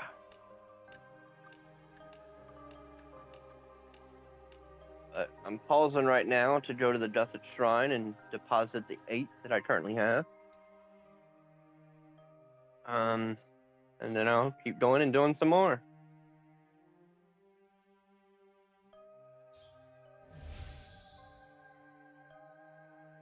I know I just hit 87, divination left. I got like 400k left until I hit 88.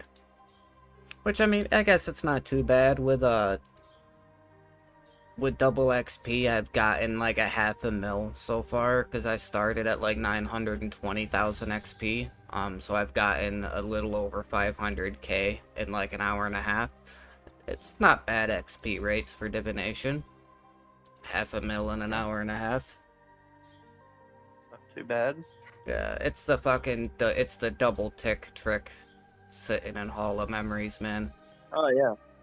I mean, I try to do that, and I got maybe like half the time I can actually hit it at the right spot, but... The best way to do it is as soon as you see, as soon as you see the XP tick, like as soon as you see your XP touch the screen, you click. And that's just pretty much how I do it. Like, as soon as the XP pops up, you click, and it'll work. So, like, instead of trying to time it and this and that, I just look at the middle of the screen, and as soon as I see the XP number pop up, I click my mouse. And it'll work every single time. I'll try that next time. But... Yeah, because I'm not very good with timing and stuff like that either, so I looked it up and realized that was the best way to do it. Well, for me, it's kind of a moot point right now, since I'm not in the Hall of Memories. Yeah, because it only works with Hall of Memories, unfortunately. Yeah. So yeah, obviously you're getting better XP rates than me, because I'm also not wearing my Diviner's outfit. I'm wearing the Chronicle thing. Right. And I also have double XP turned off right now. I had it on while I was using the memories, and then once the memories wore out, I paused it, because again, since I'm not wearing the SP and stuff, and I have my Brutes of the Gods instead of Cinder Cores or Pulse Cores, all that stuff, it's better for me to, you know, just, keep it paused. Right. Right. I'm not maximizing SP rates at the moment. Yeah. So just keep the timer there for something else. But as soon as I can get these Chronicles, oh man, my aesthetic will be complete. You should be able to get XP again though, like kind of like with the Rainbow Golem set, like after you get all of the pieces for like the Chronicle set, the Energy set, and the Memory set, and you combine all 3 sets like you do with the Rainbow Golem set, you should still get the XP boost, because I do believe it should combine with the Diviner outfit just like the mining outfit did. So there is an issue with that. I'm a long fucking way from having that many fragments. Oh yeah, I'm sure. But I'm just saying, after you do that, though, you eventually. just reminded me though about that. I do need to go back and craft, because I got enough to make 2 more pieces. Nice. So we'll see what I get. Nice. Yeah, I know, dude. I can't wait until I unlock all of the pieces, man. Like, cause if it works like the Rainbow Golem set, then it'll also be a thing where all of the effects will combine into the new set, which should give you, if it works the same way, it should give you the XP boost, and then all of the effects from the 3 different, special outfits, too. Okay, so I have 3 pieces of the, energy. Okay. And I have 2 pieces of the memory. However, I have some double XP tokens. Should I spend them? Let's see. That's how I got my Diviner outfit. Last time they did double XP, I just used my tokens and bought the Diviner outfit. Now the Diviner outfit I wouldn't have bought. Because that you just did from doing Disruption caches. That's all you had to do. Yeah, well, considering the fact that I've never done Guthixian caches and don't know how to do Guthixian caches, and at the time... Have you been to have you done the whole Fate of the Gods where you went to the Elder Halls through the World Gate? Yeah. Okay, so next time it hits the top of the hour, which, you know, we already missed this one, so we'll have to wait till 8 p.m. in-game, right? Okay? I'll go with you. We can switch to the same world beforehand, and we can go do that, okay? Why? I already have the outfit. No, not the... But you still get the good XP from it. You can do it twice a day. You get fantastic XP from it. Yeah, I guess. I don't know, I just never got into those things. Man. Like the wilderness flash events and shit, I never got into it. I mean, there's some that I do every time I see it pop up, like the blood tree in the wilderness, just because it's so easy to do. All you do is just freaking chop down the tree, right? and you get farming, wood cutting, and fire making XP for it. Okay? Right. And you get the wilderness goodie bags that can have who knows what in them. So, I definitely do those. Well, yeah, I but do the that takes butterfly the. one because that's easy as hell to do, and you get good hunter XP from it. Well, yeah, but that takes the But there's a grind lot that I away. don't do. Huh? Yeah, but those items, those events, like they take the grind away. Not necessarily, because there's still achievements that you have to get if you want the master completionist, and Yeah, some I of those don't care achievements about are that. you have to do X number of wilderness flash events. Yeah, I don't really care So, about the max cape.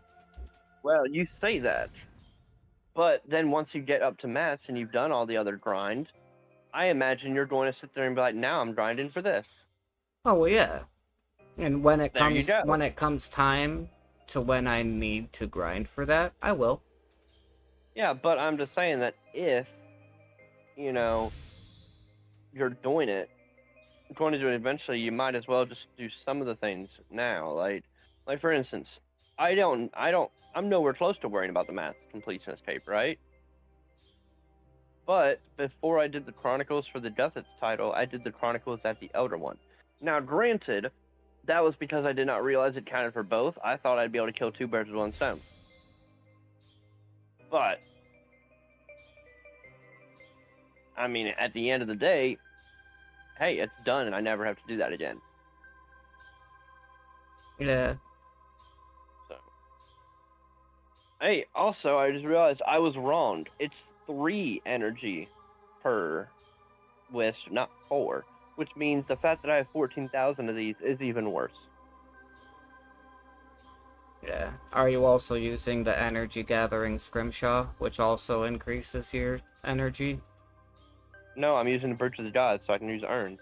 Oh, yeah, that's true.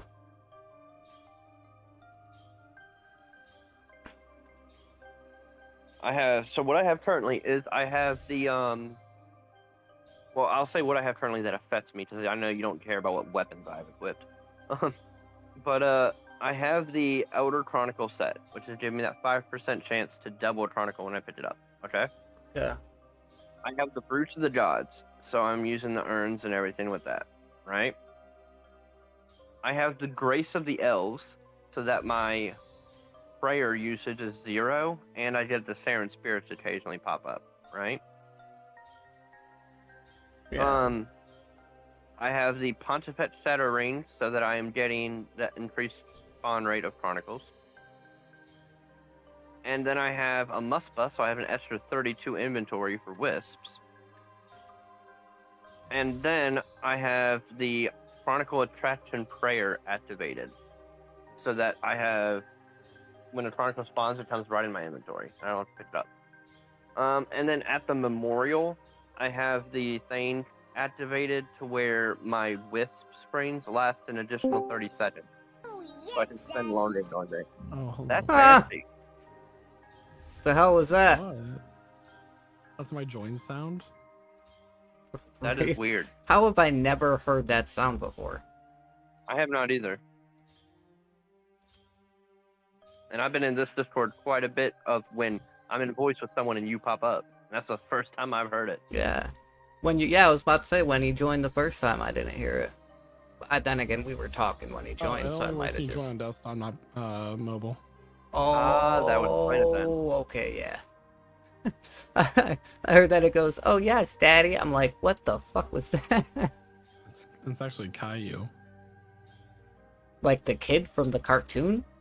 It's from Caillou. Like it's a direct You just direct quote it from it. it's a direct audio from Caillou.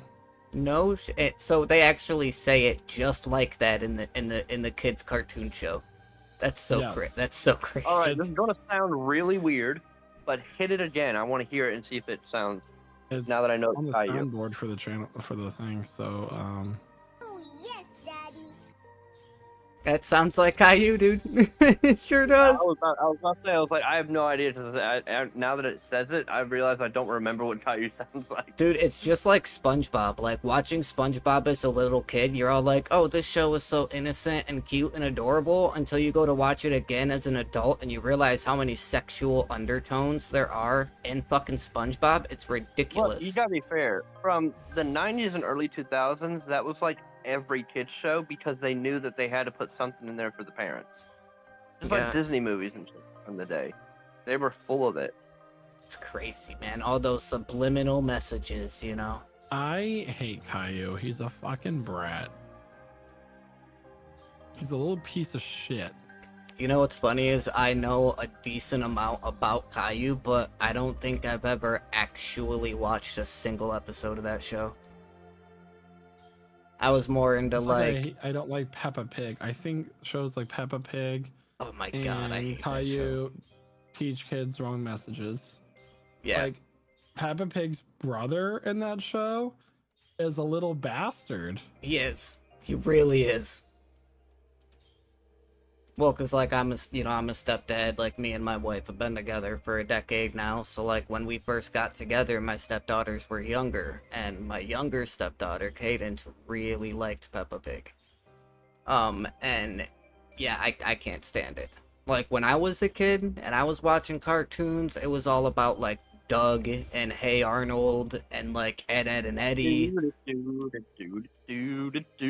Yeah, like I swear to God, when I was a kid watching cartoons, like growing up as a child, we had like the pinnacle of kid cartoons.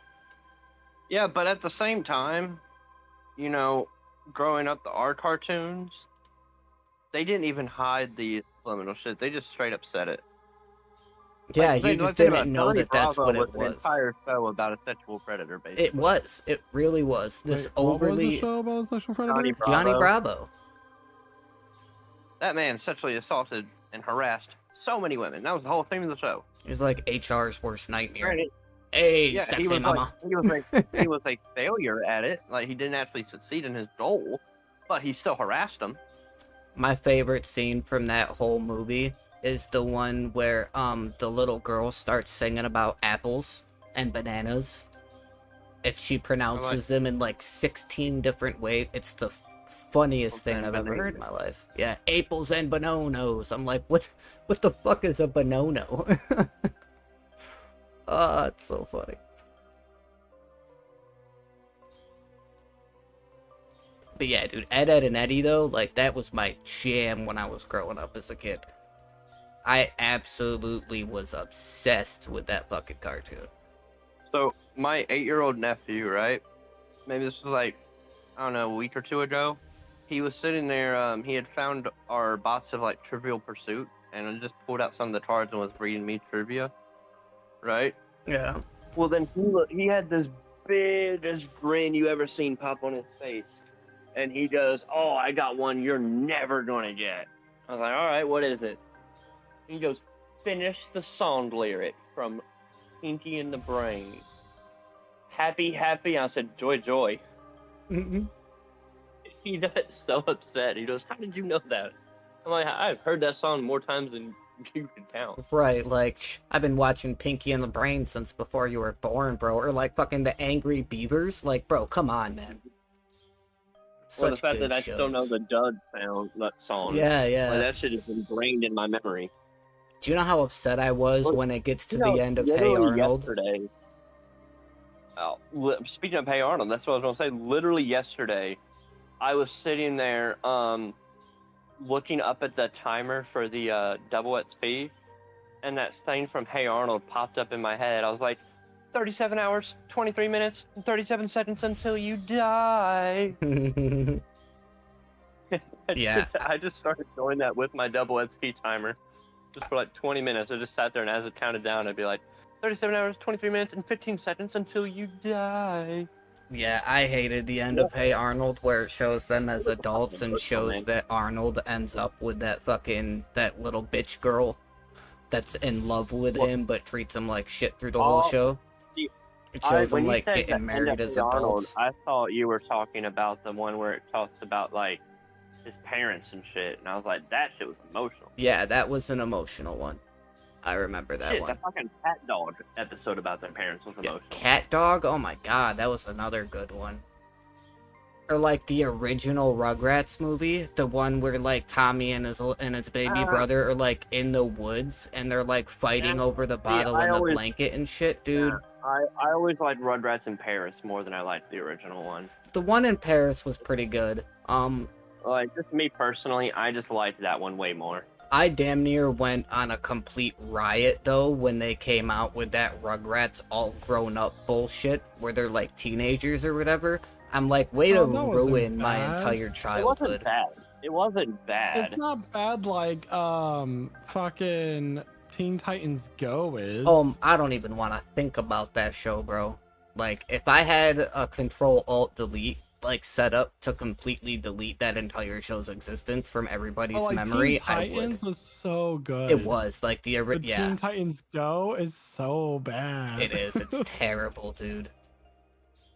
Well, I mean, and the amount of times in Teen Titans Go where they're like, they have all the characters dancing around and like shaking their asses in front of the camera, and like magically all the characters just have like crazy big fucking dump trucks, and I'm like, bro, this is a kid's cartoon, and you've got these characters like twerking in front of the fucking screen with these gigantic dumpies. It was like really funny. I do remember though, being a kid though, we had that same shit. Like, I remember distinctly like Ren and Stimpy, Pinky and the Brain, Angry Beaver, all that shit. They did all the shit with, you know, all of a sudden the character turns around and shakes their butt, and their butt is like 3 times bigger than it normally is in the show. So that's nothing new, to be honest. But to see it happen to Teen Titans, like, they're supposed to be like superheroes, and they're twerking in front of a camera.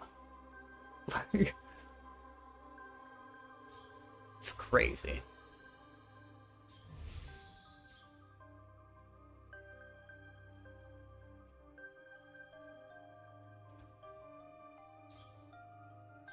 I am really tired on Divination, man. God, man, like, the amount of fun that I had as a kid growing up and getting to watch Dragon Ball Z get released every week, like the original Dragon Ball show. It was one of my favorite things growing up. There's these two other players right here at this Divination Spring, right? Yeah. And one of them is the alt account of the other one, and he's talking to himself in the global chat. And responding to himself in the global chat. That poor guy, like, he probably ain't got a clan to talk to, he probably ain't got friends to talk to, so he's just gotta talk to himself. Like, one of his accounts and his alt account literally just talking to each other. It's like that saying, you know, where it's like... It's not that boring. It's like that saying, you know, where people are like, it's okay for you to talk to yourself as long as you don't respond. Well, that guy's responding, so maybe they need, maybe somebody needs to check in on that guy a little bit, you know? Make sure he's doing alright. Oh my. Yeah, I can't wait to finish this fucking Divination, man. And now oh no, it's got worse. It got worse. Now he's making puns with himself. He just chatted to his alt account, and he said, "Is that alt you have to say?" Jesus Christ. This is painful. Like, this hurts. So say hi to him. No, this is too funny.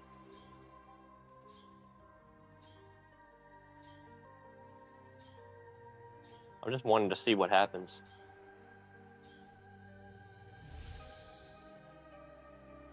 Oh, now he's talking about his plans for later on today, and he's going to work on invention for a bit. Cool.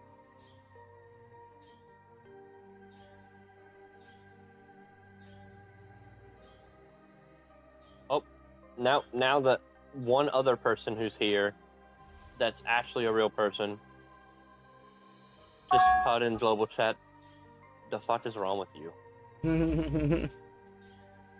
You gotta remember, a lot of people just do stuff in game to Get a rise out of other people. reactions. Yeah, just to troll people. Let's see here. What should today's categories be for trivia?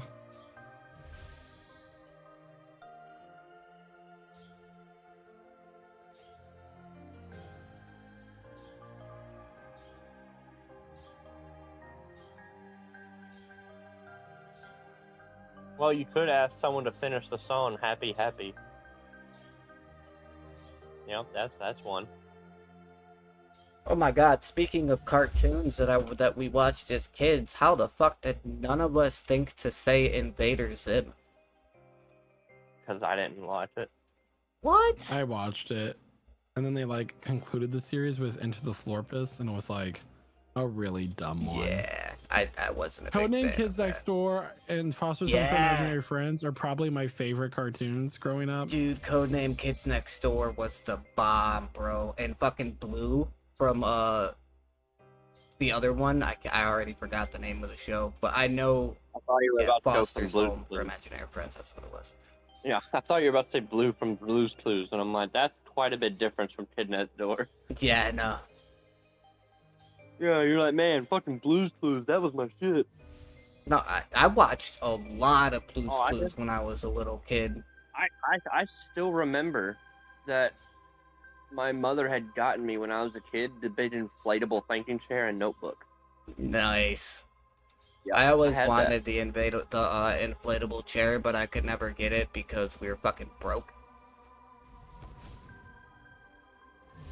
I loved Oh, we Blue's were Clues broke all too, the way but- up until they got rid of Steve. Once they got rid of Steve and put, what the fuck was his name, Joe? I'm like, oh my god, why?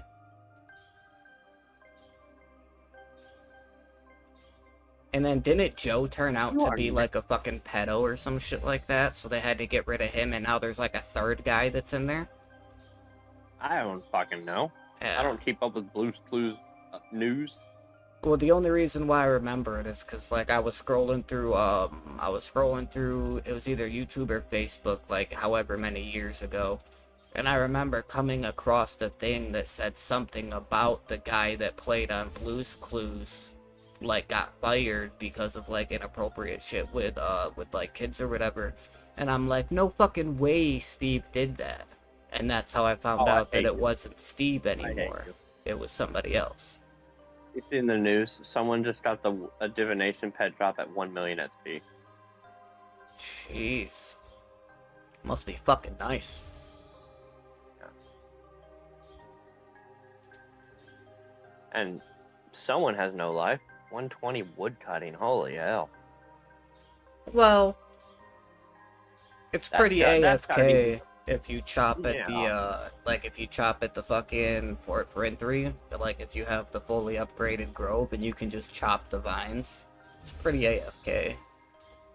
Yeah, I mean, really any wood cutting is AFK because you just have to stand in one spot, zoom in, and then just clip the tree, wait for it to chop down, and just keep wait. Once it respawns, clip the tree, wait, clip the tree, and that's it. So I mean, pretty much any of them are pretty AFK. It's just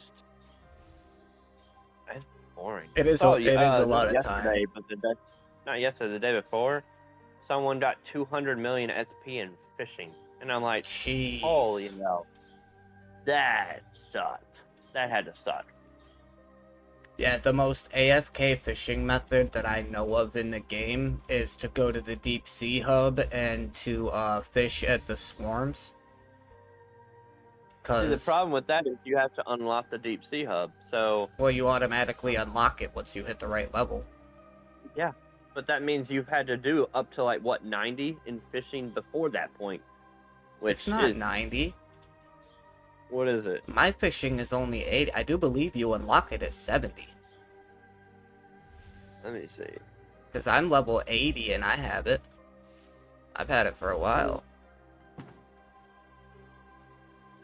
Let's see here.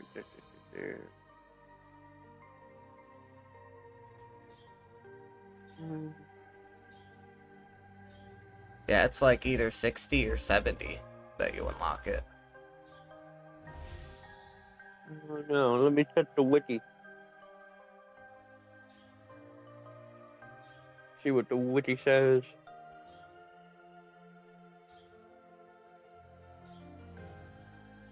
Or I could just pull it up on my thing here. 68 fishing. 68. Yeah, 68. Yeah, that's not as bad as I thought then. Yeah. And then like, cause like when you go and you do it at the like the swarm spot, the swarms that area doesn't deplete, and it literally has like a magic net right across from it, like maybe 10 or 12 tiles away, where you can deposit all your fish. So you literally could just stand in the same spot until your inventory fills up. And the only thing that might possibly happen is every so often you'll get a pop-up on your screen that says that your net got caught a snag, and then you just have to re-click. But other than that, like, you literally can sit at the same spot every time for like hours, because the swarms don't go away. And there's a chance that you could get fish that like are a little bit lower level than where you're currently at. But then there's also the chance that you could get fish that are higher level than what you're currently at, giving you more XP than you So would. it balances out then. Yeah. And it's also the only way to get the magnetic minnows that you have to grind up to get the magic bait to be able to fish for like sea turtles and like the great white sharks and shit like that. It's the only way to get those minnows, because you can't buy them at the GE. So I have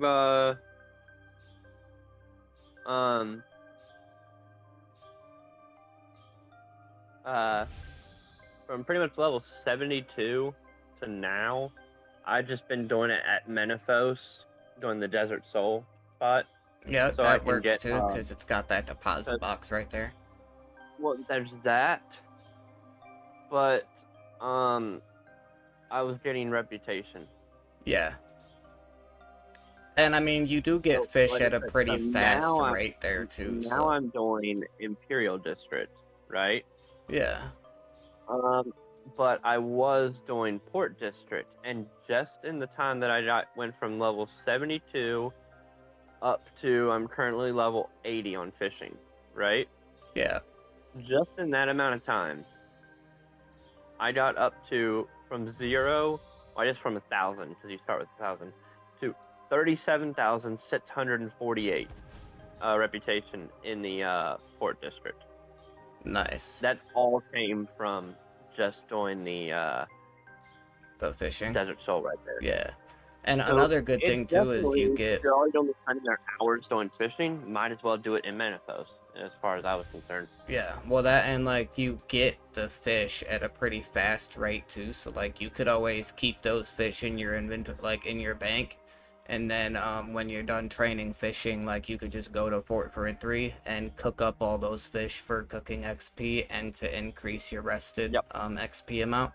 That's what I do. That's what I was doing. That's what I was doing. That's why my fishing and my cooking are both 80, because I was doing them at the same time. You know, fishing.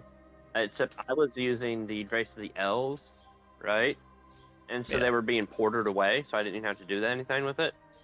Nice. And then once I had done it for, I was just tired of doing fishing for a while, I would go back to Fort 4 and 3 and cook them until I ran out, and then just go back to fishing. Right. Oh, so do you remember how you said something about, like, oh, if you have the money, you could get the Dark Facet as well for the Grace of the Elves? I'm like, oh, okay, it's probably like 100 mil, 150 mil. No, Hell no, that not. bitch is like 700 mil. Like, that's fucking It's ridiculous. Expensive. It is insanely expensive. However, it is one of the best things you can do for scaling.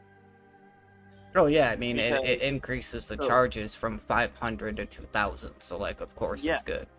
That's great, but that's, in my opinion, that's the secondary thing. Okay? Like, that is the small factor. Okay.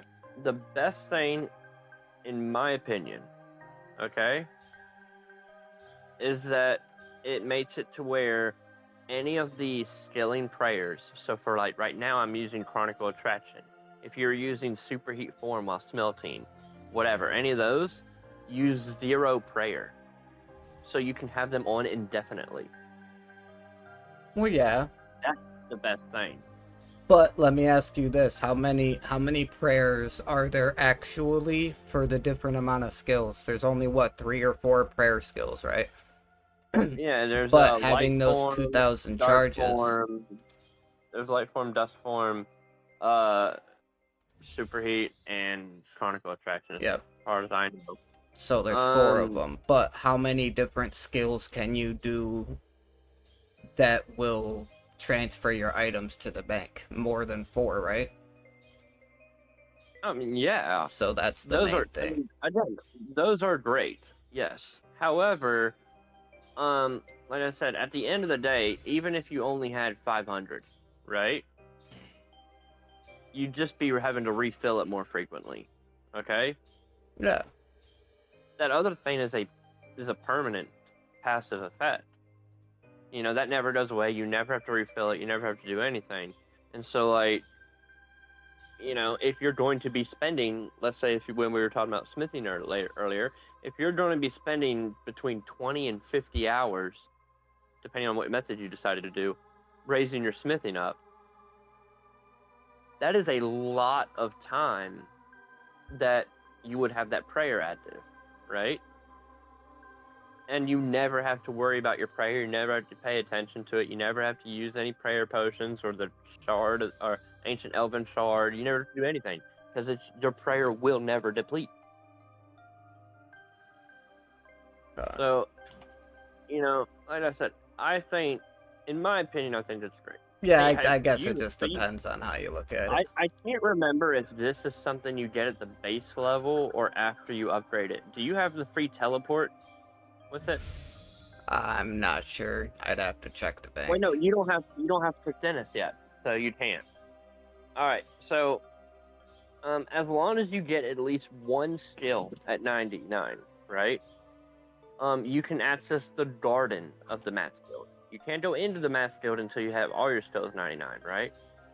But once you get at least one of them, you access the garden. And inside the garden, it has a couple of those portals, kind of like how, you know, in War's Retreat, there's those portals that go to bosses. Yeah. You have portals that you can set to different various places. Personally, I have my Grace of the Elves, or the Grace of the Elves can sync to that portal. So wherever that portal goes to, you can teleport to it with your Grace of the Elves, right? I have that portal synced to the Zenaris Fairy Ring. So all I have to do is right-click my thing, hit Fairy Ring, and I am immediately in the Fairy Ring thing. And so I never have to go travel to a Fairy Ring or anything like that. I can just teleport right to it. To me, that was really nice. That's pretty cool. Depends on how much you use fairy rings. I use them all the time. They're a fantastic method of travel. Yeah, I never do. Really? Yeah. Oh, man. They're fantastic.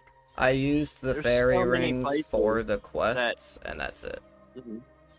There's so many places in the game that the closest way to get to them is a fairy ring. Like, so many places.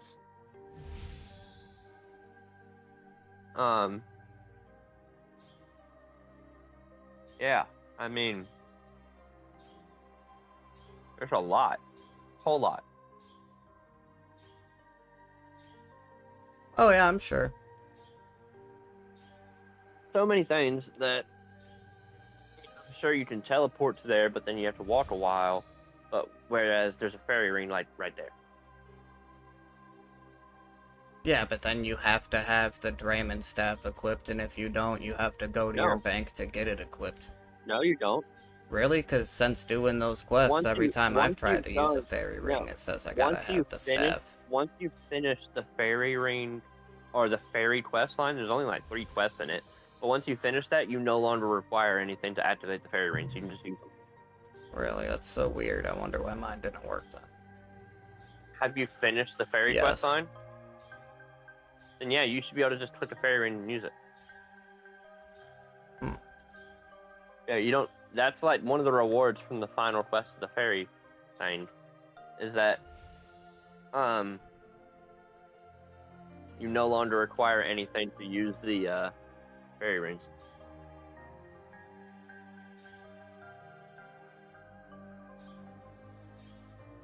Yeah, there's a lot of things in the game that would probably make, like, the gameplay itself and movement and this and that. Like, there's a lot of things in the game that would make things a lot easier, and I just don't use them. Yeah. See, so for me at least, with how often I use them, right? I would say having that quick access to the fairy rings that I have now, right, is, when it comes to my mobility, I would say the 3 things I've done that are the biggest impacts on me is obviously having surge and dive. That's,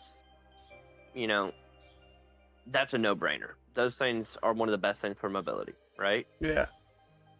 Especially having the greater surge codex and then having the mobile perk. Just all in all, surge and dive are incredible. That's probably number 1. Second, went to the GE, paid some money, and bought some Viswats. Okay? And then I used that to charge my home teleport, to where now every single one of my lodestone teleports are quick teleports, and I don't have to wait through the whole animation. Right. So yeah, the only thing I use fantastic. Viswax for is aura refresh. See, those end up being pretty expensive though. You buy 100 with Viswats and you put that into the thing, like, you get so many. Like, I think right now, if I had to look at my home thing, I still have 2,328 teleports left before I refresh it. Like, that's just how the Viswats goes a long way. So Yeah, Creepy Snake nice says quick tellies are lit. You know how nice it is using quick teleports. I've never used one. Yeah, have you ever teleported to War's Retreat? Well, I guess technically, yeah. Yeah. But all of my teleports are that fast. All of them. yeah, it doesn't make a difference to me. To me, it was a bit dangerous. Think about how long it takes if you click something. You'd have to sit there and wait for that whole animation. It's only like 10 seconds. When you go to... Yeah, mine's like 1. Oh, yeah. Yeah. Again, I just said, it's just... Or you can just teleport to War's Retreat every time. And then go where from there? I mean, I use Viswax for my teleportations. But I also rarely teleport anywhere else in the world but War's Retreat and a boss place. So really, I think the teleport also have that max I skill use teleports. more... So like all skilling locations that are significant, I just get to teleport to from there. Yeah, see, I don't have all 99, so I can't do the quick teleports to Matt's guild. But what I can do is do the Dennis lodestone, which puts me right there by a bank, a GE, all of that, right? And so I'd say the Dennis teleport is the one that I use more than anything else. But either way, so the surge and dive, the You use quick tellies 9 times out of 10. quick teleports, and then the fairy rings. I would say those are like the 3 biggest things for how much I use them. Like I said, they've been that bit of an impact for me. Right. Yeah, I mean, like I said, I use my Viswax to refresh auras and stuff like that, and I mean it does add up, but it also only really depends on the amount that it adds up. It only really depends on how often you're refreshing those auras. And I don't really have to refresh auras very often. And even when I do, I don't buy Viswax. I get it for free from the Goldberg machine every single day. So the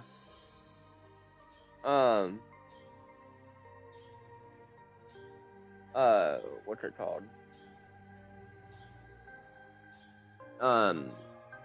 So if you're using it for the quick teleport, you know, each Viswats gives you 10 charges on it. Okay. So, you know, if you spent 100, you got 1,000 quick teleports you can use right there.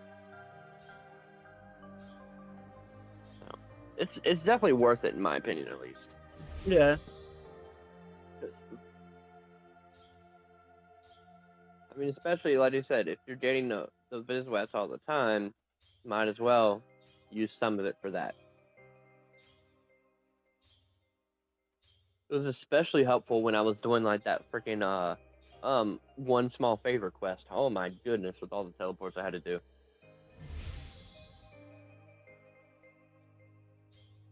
But Yeah, that's the great thing about opinions. Everybody's got one, and usually they're different. yeah, I'm currently doing tonight's trivia questions, so Nice. I was gonna ask, when you do trivia every Tuesday or whatever, is it RuneScape trivia or is it just like world trivia? the categories are different every time. So last time we did it, it was literature, music, anatomy, food, and Disney. And then the time before that, it was like history, geography, video games. I can't remember the other two. Okay.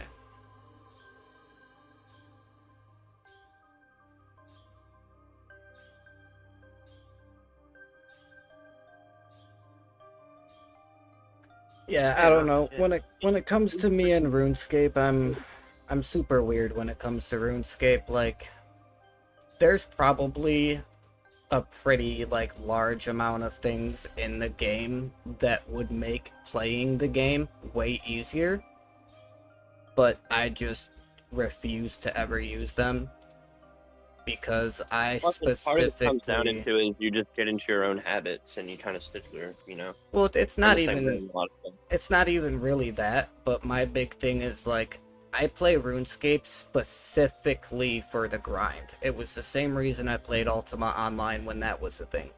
If there's an item that can help me a little bit, that's one thing. But if I feel like using a specific item is gonna take away too much from the grind, which is the sole reason I play this game, I just won't use it.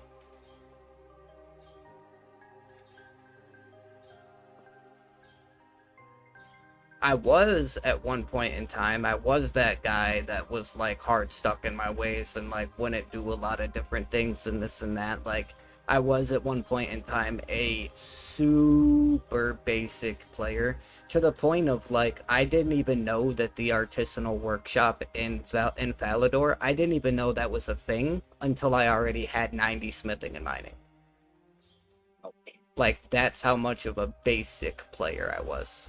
Like, I wouldn't even buy my own armors and stuff like that. Every time I, like, needed new armor and whatnot, I would always just go and get the ore, smelt the bar, you know, smith the armor, stuff like that. Like, so, since I started playing this game again, I mean, over the, like, 17, 18 years I've played this game, this last time that I've picked the game back up is the first time I've ever even killed a boss. Like, I didn't play RuneScape for bossing. I didn't really play it for questing, nothing like that. Like, I had never even done a quest in RuneScape until this account that I'm on right now. Would you I just consider ran Happy around Days to be a playing. sitcom? Is Happy Days a sitcom? I never watched it, don't know. Never heard of it. You've never heard of Happy Days? Sunday, I Monday. thought he said happiness. I'm like, I've never heard of a show called Happiness.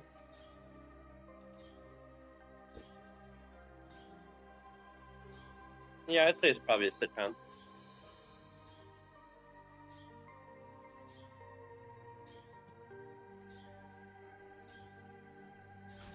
Dude, sitting here in the Hall of Memories, on the community divination world, I swear to God, the centerpiece has been activated, like, once every 5 minutes. Like, I've gotten so much XP just from siphoning this centerpiece, it's ridiculous.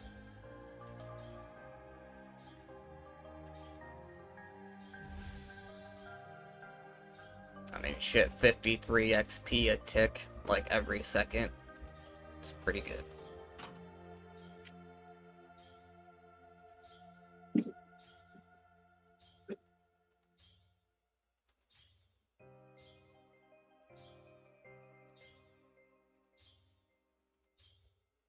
Yep, and then once I hit, 88 divination, I'm gonna go and buy the energies and necklaces that I need or whatever, and I'm gonna make these porters to throw into my Grace of the Elves, and then I'm gonna go do Archaeology.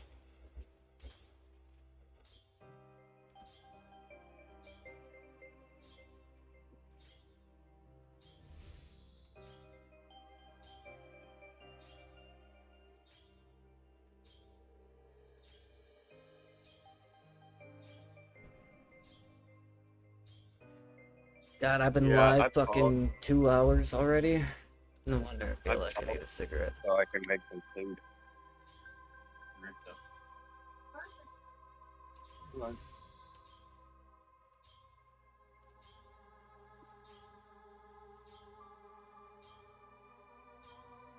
I know, man, I can't wait for tomorrow. My wife is making her homemade chicken. Oh, God, it's gonna be so fucking good. Hey, I'm running it off here so I can make myself some food. Alrighty, buddy, have a good one. See y'all.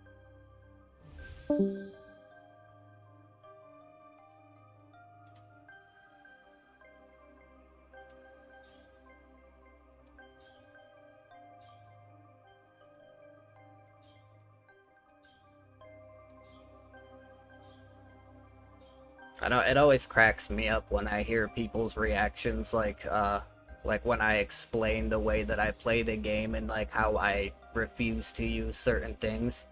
It always cracks me up to hear, like, all the different reactions that people have to it. Like, my buddy EJ told me that I was just... He's like, you're just being ignorant. I'm like, no, I just like the grind.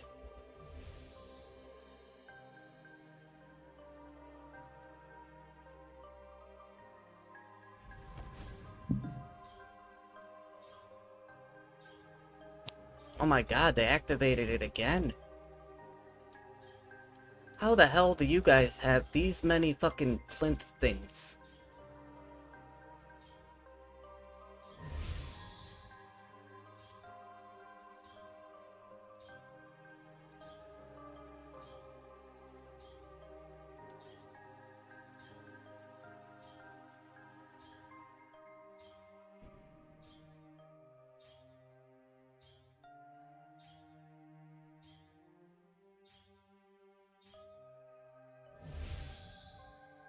$150k XP left.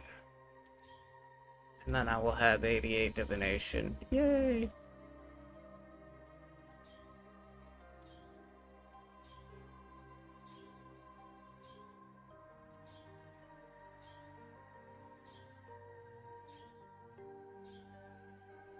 So here's an example trivia question from last time we did it.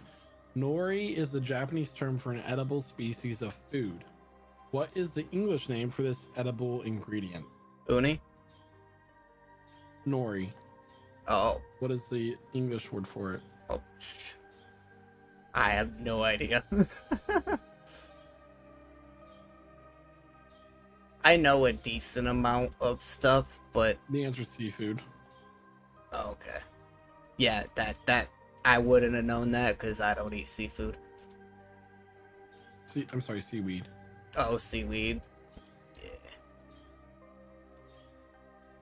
Yeah, I know a decent amount of, like...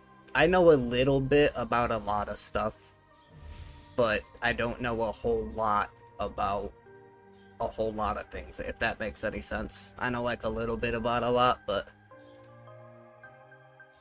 in terms of like being a cultured person, like knowing like the way things are pronounced or foods that are eaten or clothes that are worn or like history of different countries and stuff, I'm probably the most uncultured person you'll ever meet in your life. I mean, like, one of the history questions was the Queen Anne's Revenge belonged to what pirate? Yeah, I don't even know that. I probably should. Blackbeard.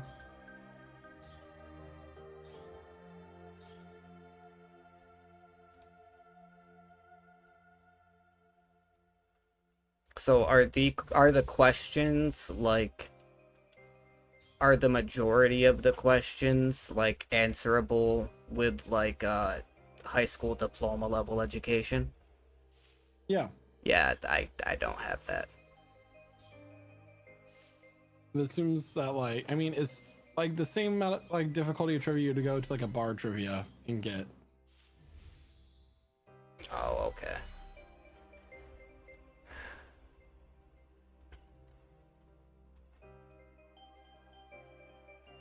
Yeah, I don't think I've ever done bar trivia either.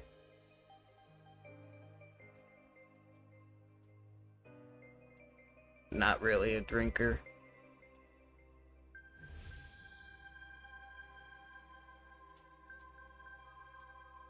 I was a lot when I was younger, like when I was a teenager. I drank probably way more than I should have. But I stopped because I got there's too much like alcoholic genes from both sides of my family that,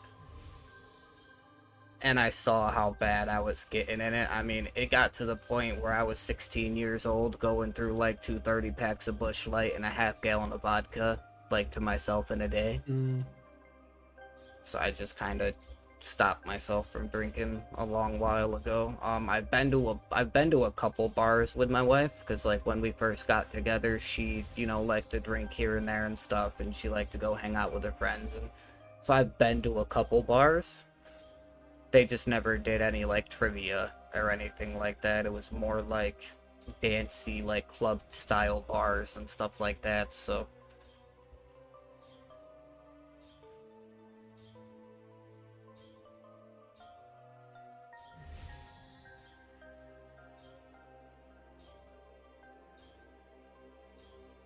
God, this fucking centerpiece is activated again.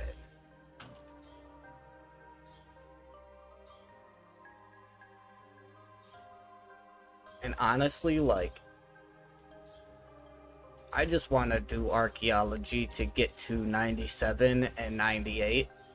Because at level 97, I get the relic that allows me to convert all of my memories at one time. Or no, I think it's 98 that gives me that one, and then 97 is the one that gives you the relic where all of your adrenaline generating abilities also generate an additional 1% adrenaline. So I really want those two abilities.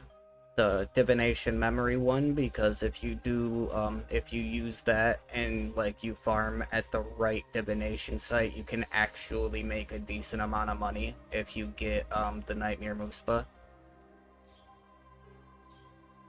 Like I watched a video, this guy was doing the spot that's like to the west of Uglog, like in the South Feldip Hills or whatever. He was doing that spot, and dude was making like crazy fucking profit converting all of those memories at once like that. It was ridiculous.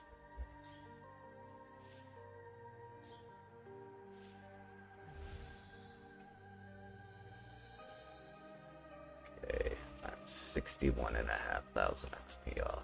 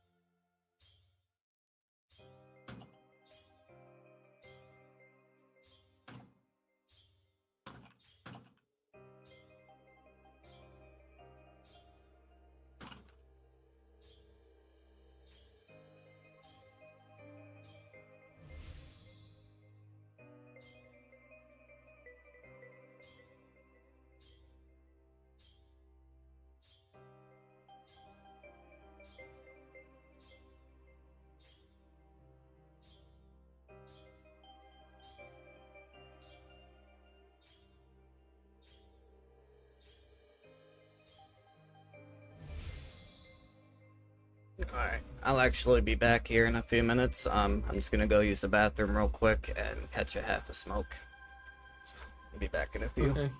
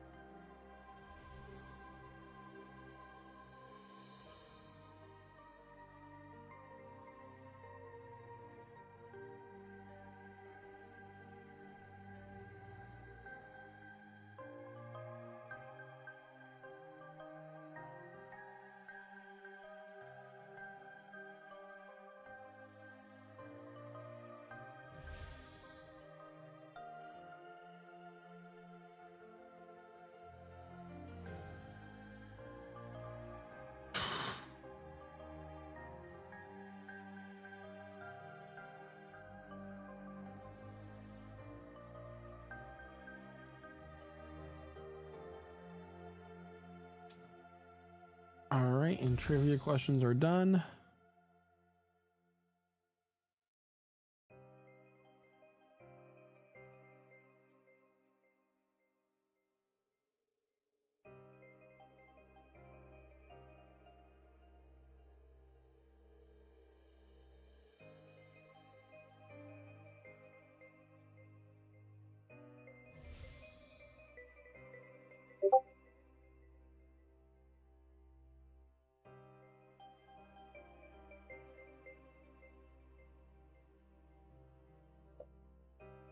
Hello? Hello. Hey, sorry, I got my half a smoke, I went and I grabbed a soda out of my fridge, but while I was... Wait a second, what the fuck just happened?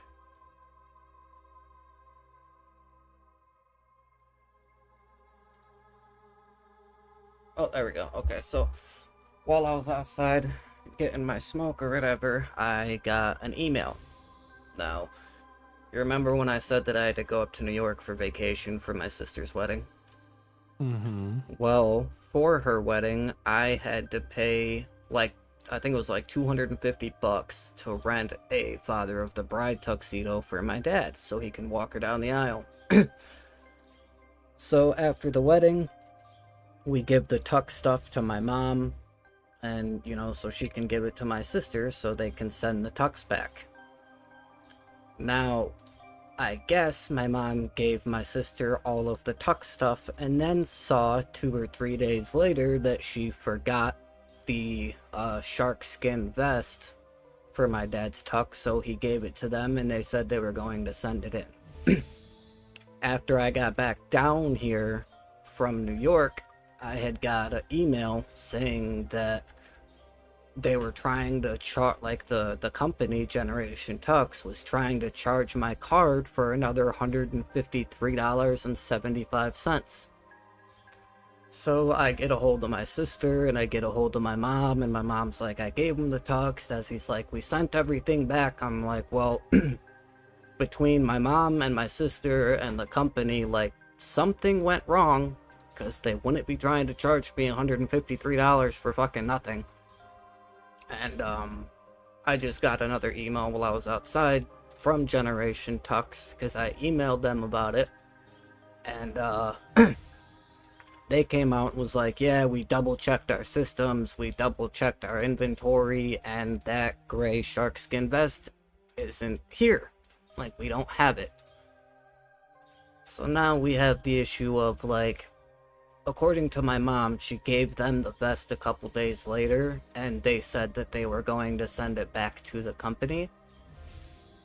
So now I need to try to get a hold of my sister, and of course, today is her fucking birthday, so I gotta try to get a hold of her on her birthday to tell her that, like, they need to double check and make sure they did actually send that vest in. And if not, then they need to send that vest in, because I'm gonna be pretty pissed off if I paid $250 to rent a tuxedo for one fucking day, and then gave the tuxedo back just for it to not get given back to the company and me to get charged an extra $153 for a tuxedo for somebody else's wedding event. Because as it sits right now, it's a pending charge of $153.75, so the first time that my bank account reaches that amount of money, they're just going to take it from my account.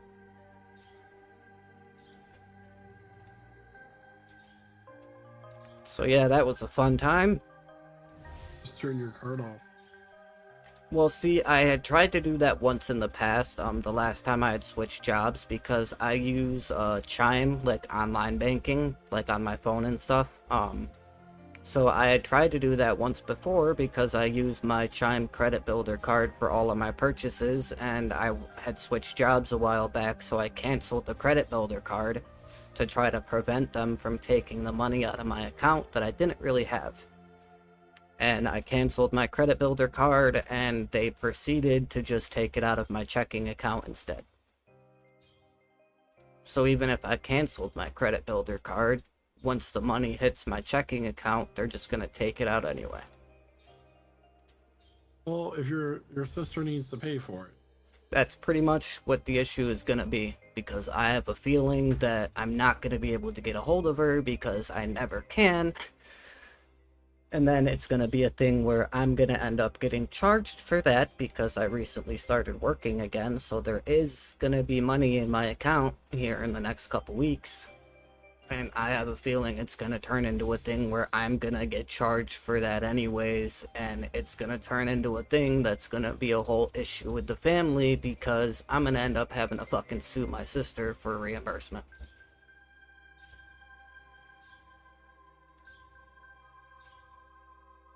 I'm gonna go make myself some food. Yeah.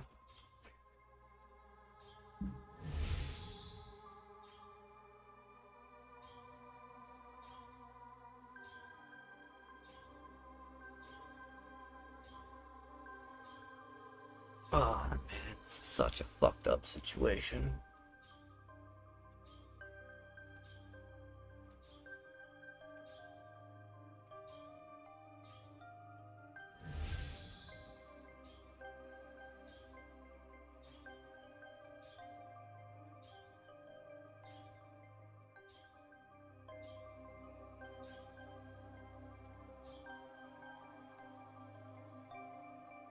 It wouldn't even be that big of a deal either, chat. Like, if I thought that my sister would actually give me that money back, it wouldn't be that big of a deal. But considering the fact that I have already been robbed in the past by my sister and her now husband, I don't necessarily trust them to pay me that money back.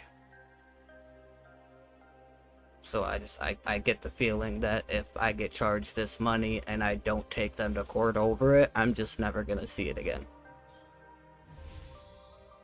And as shitty as it is for people, like, I know a lot of people, you know, are like, oh, well, how could you take your sister to court? She's your sister. Yeah, well, I've also been fucked over by my sister and her now husband in the past, and me and my family have a not so great dynamic and relationship.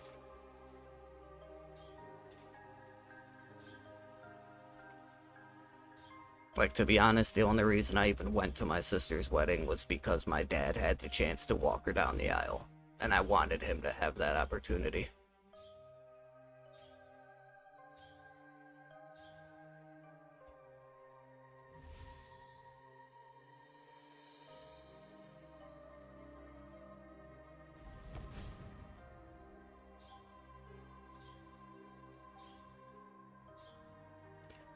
Oh my god, man.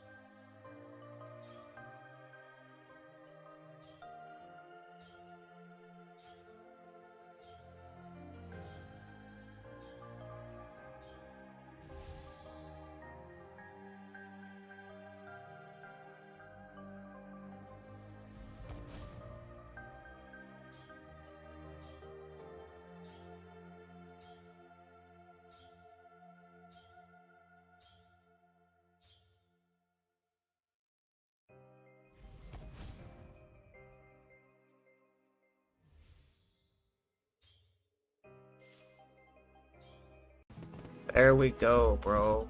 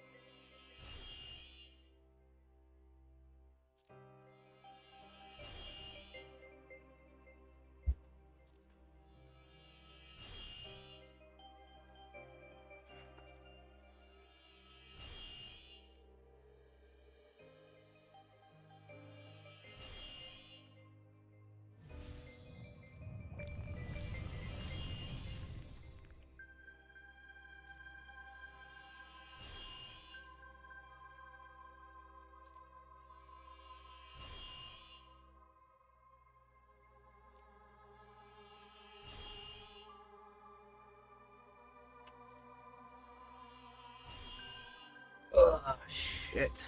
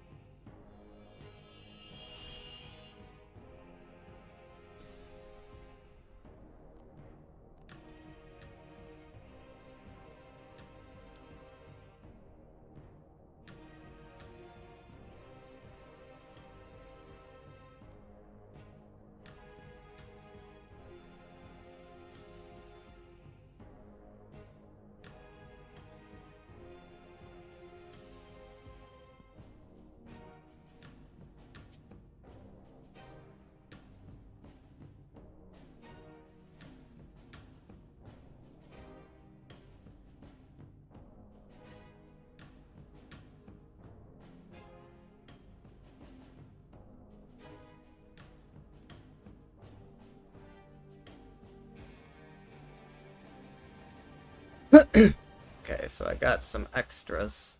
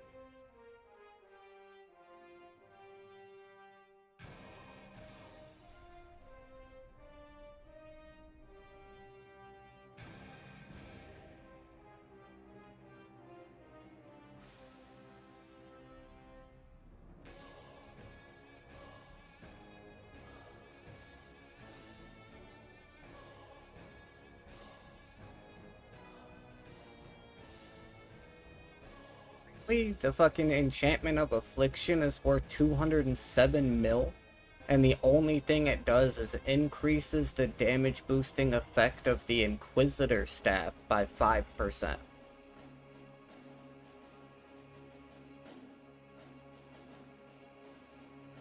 Okay.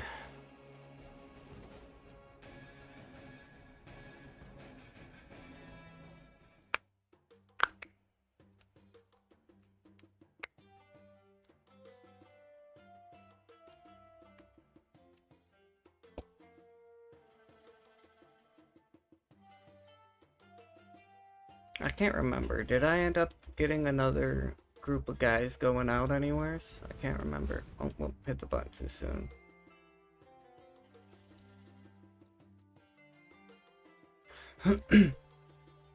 No, I don't have any out right now. Okay.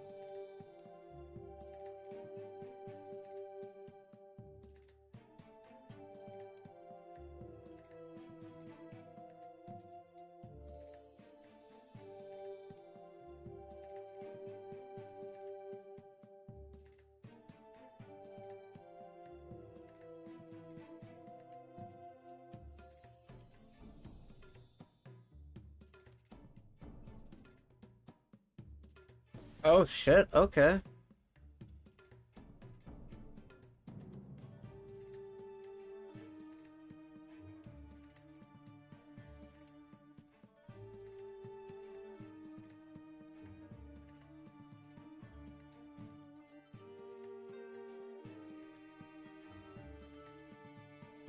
No shit.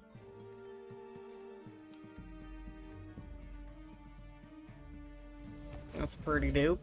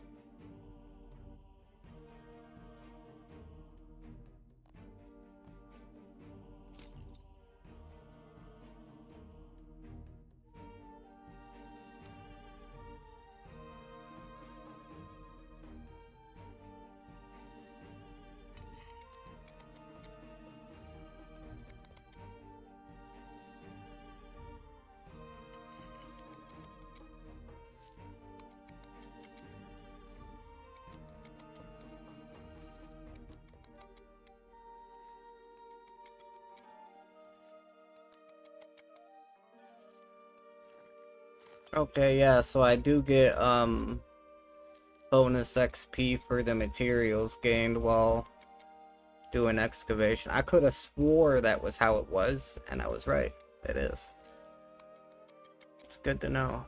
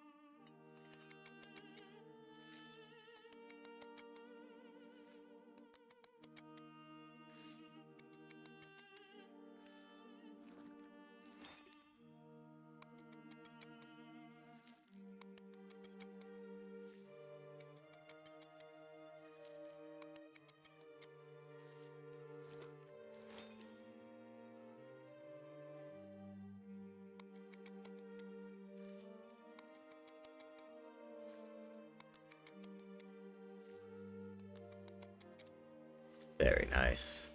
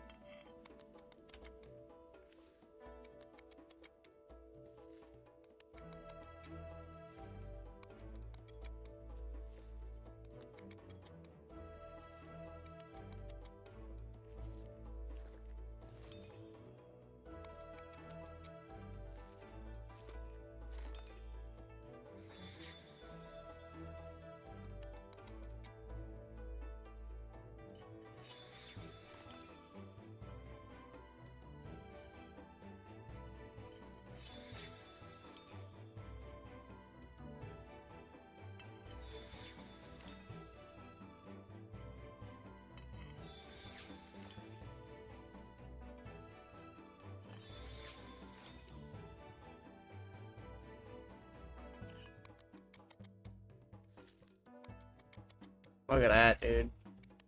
That's so nice. It's so good to know that the effect from the Sasha's brush actually stacks with the double precision from the fucking double XP. That's huge, dude.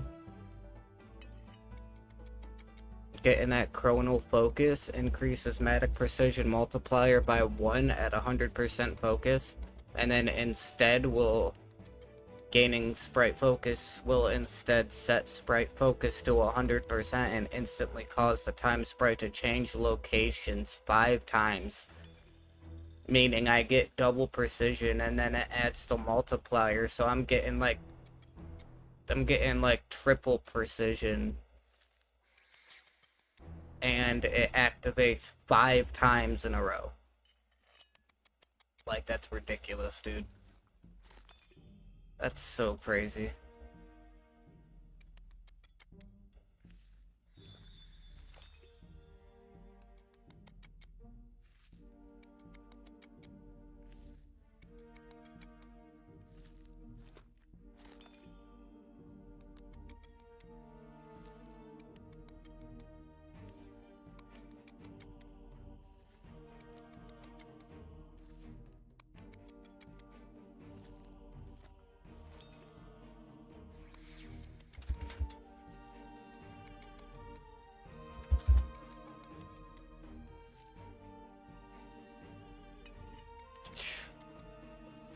Jesus.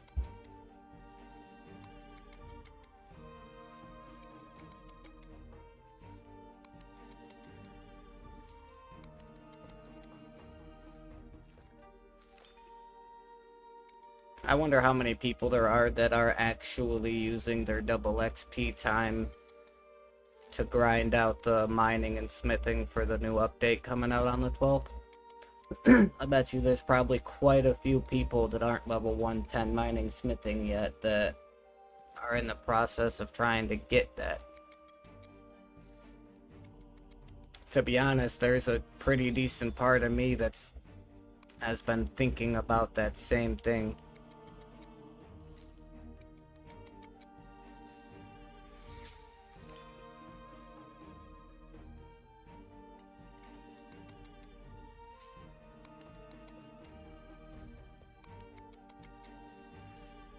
Mainly because of how profitable I'm expecting it to be for at least the first little bit that it's out.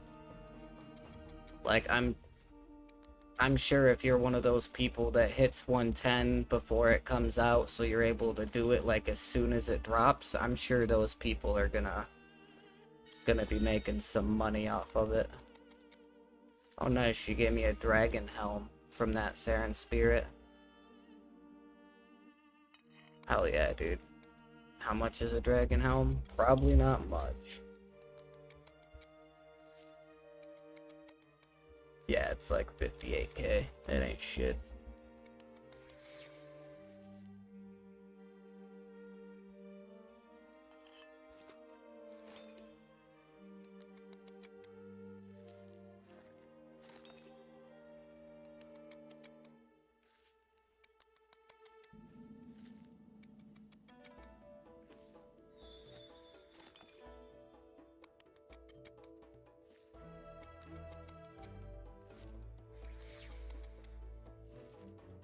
Oh, there's somebody else here. I was wondering, I'm like, when the fuck did I pull out my lore hound?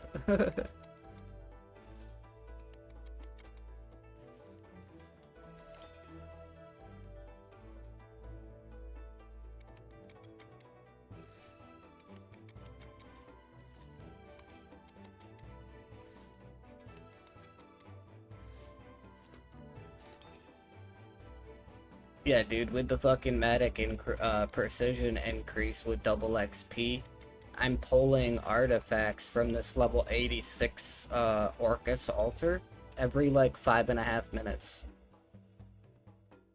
Like, that's so much faster.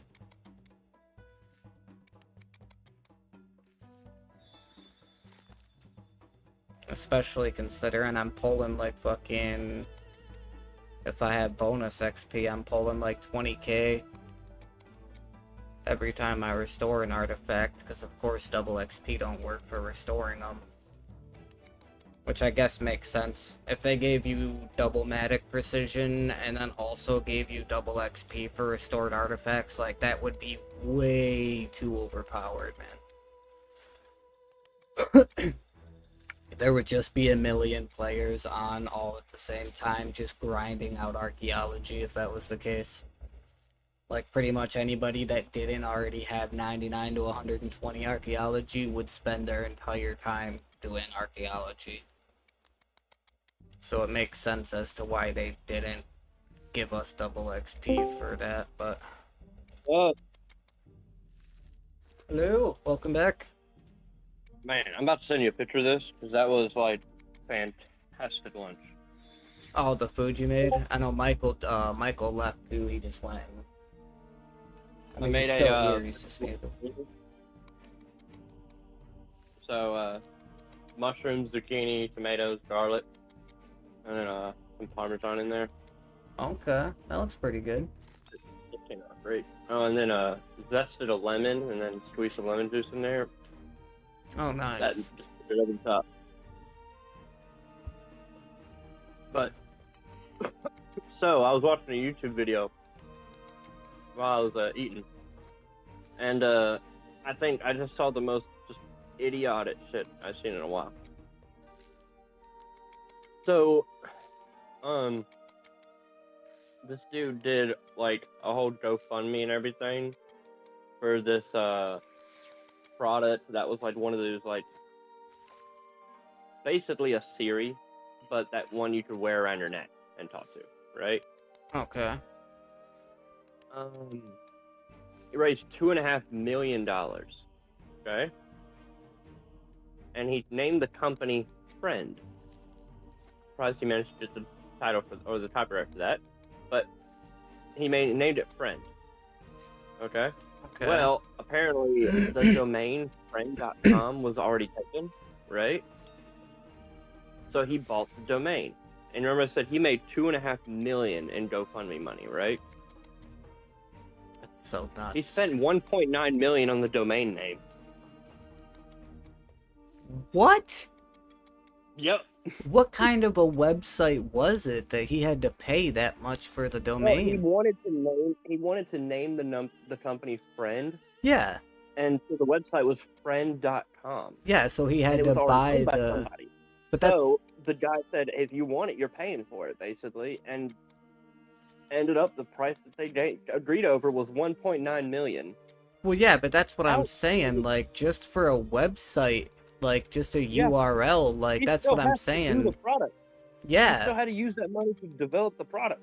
That's what I'm saying. That's why I'm like, what kind of, like, company was it that had the domain name originally that would get them the idea to fucking charge him $1.9 million for it? Like, it could have just been some dude. Could have been like some random shit some kid created in like a middle school technology class. Like, you remember in middle school when they teach you about computers and you got to make like your own website thing? It could be some like 6th grade little kid's fucking URL for some school project and he's got to pay him $2 million for it. God, could you imagine? That'd be crazy.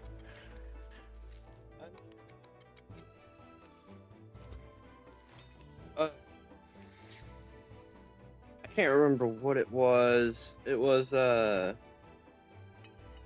think it was Google.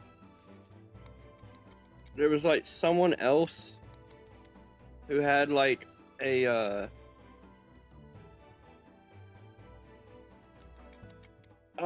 I remember what it was.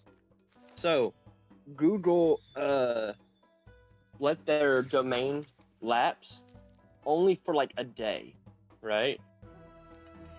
Because websites have to pay to keep the domain. Oh right? yeah. It's not much, but they have to pay. Well, they let it lapse, and some random guy bought it for $12, Oh shit. and then sold it back to Google for like 12,000. Oh dude, I would have charged them way more Oh than yeah, that. absolutely, Like, absolutely. What an L But- from that guy, bro. Like that's No, the right? You biggest could've gotten loss 12 in your million. entire You could've gotten life. 12 million easy. Dude, I was about to say, yeah, like you could even add another zero onto that and Google still would have paid it. Like You could have been 120 million, and they would have been that's like, what yeah, I'm we need saying, the like- domain. they're such a But- rich company. Oh yeah. Regardless, though, it could have just been some random Joe Schmo who had the domain and was just like, "Fuck it, let's just see how much I can get this dude to pay for it if he wants it that bad." Right, that's what I'm saying. It could have just been like some random shit. It was Like some 20-something-year-old, trust fund kid, right? Never had to work a day in his life. I bet. I don't know, but I'm just saying I bet. oh fuck, I didn't even know, see that Saren Did this Spirit pop up. GoFundMe? Did that GoFundMe?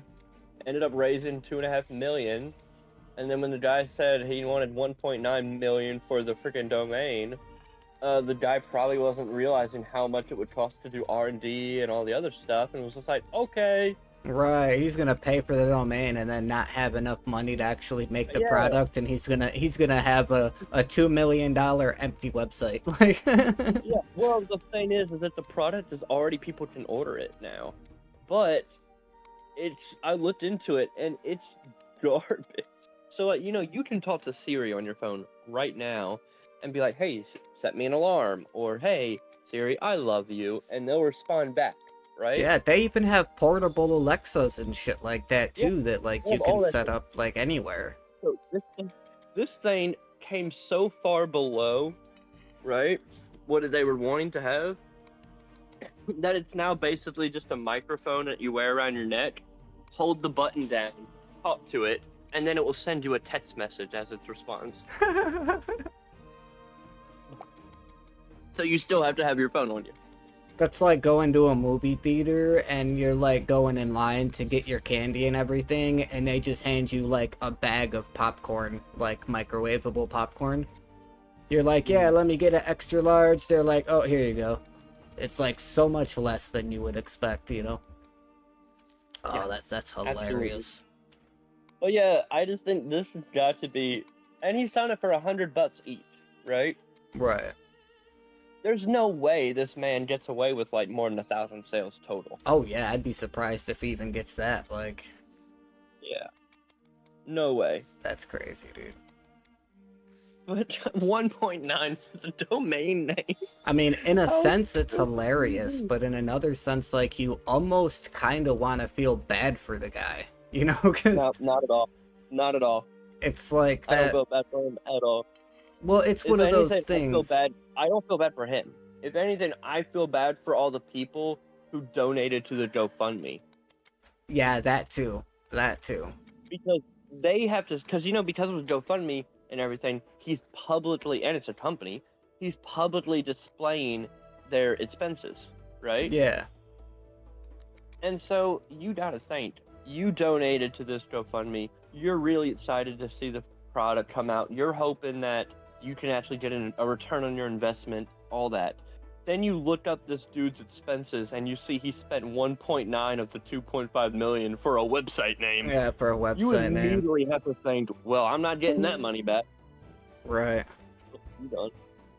Yeah, I think Michael Like- just left.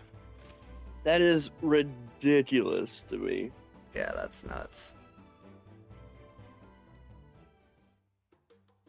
Oh man. So I really was gonna do archaeology. Like, I still might, at some point, but just because, I mean, I was just doing, like, level 86 Orcus Altar. Mm-hmm. And it really was a thing where, I mean, I pulled 4 artifacts from that thing in, like, 15 minutes, and each artifact is, like, 10k XP each, but... What you could do is do what you had me do yesterday. Just use the double XP, go down to the,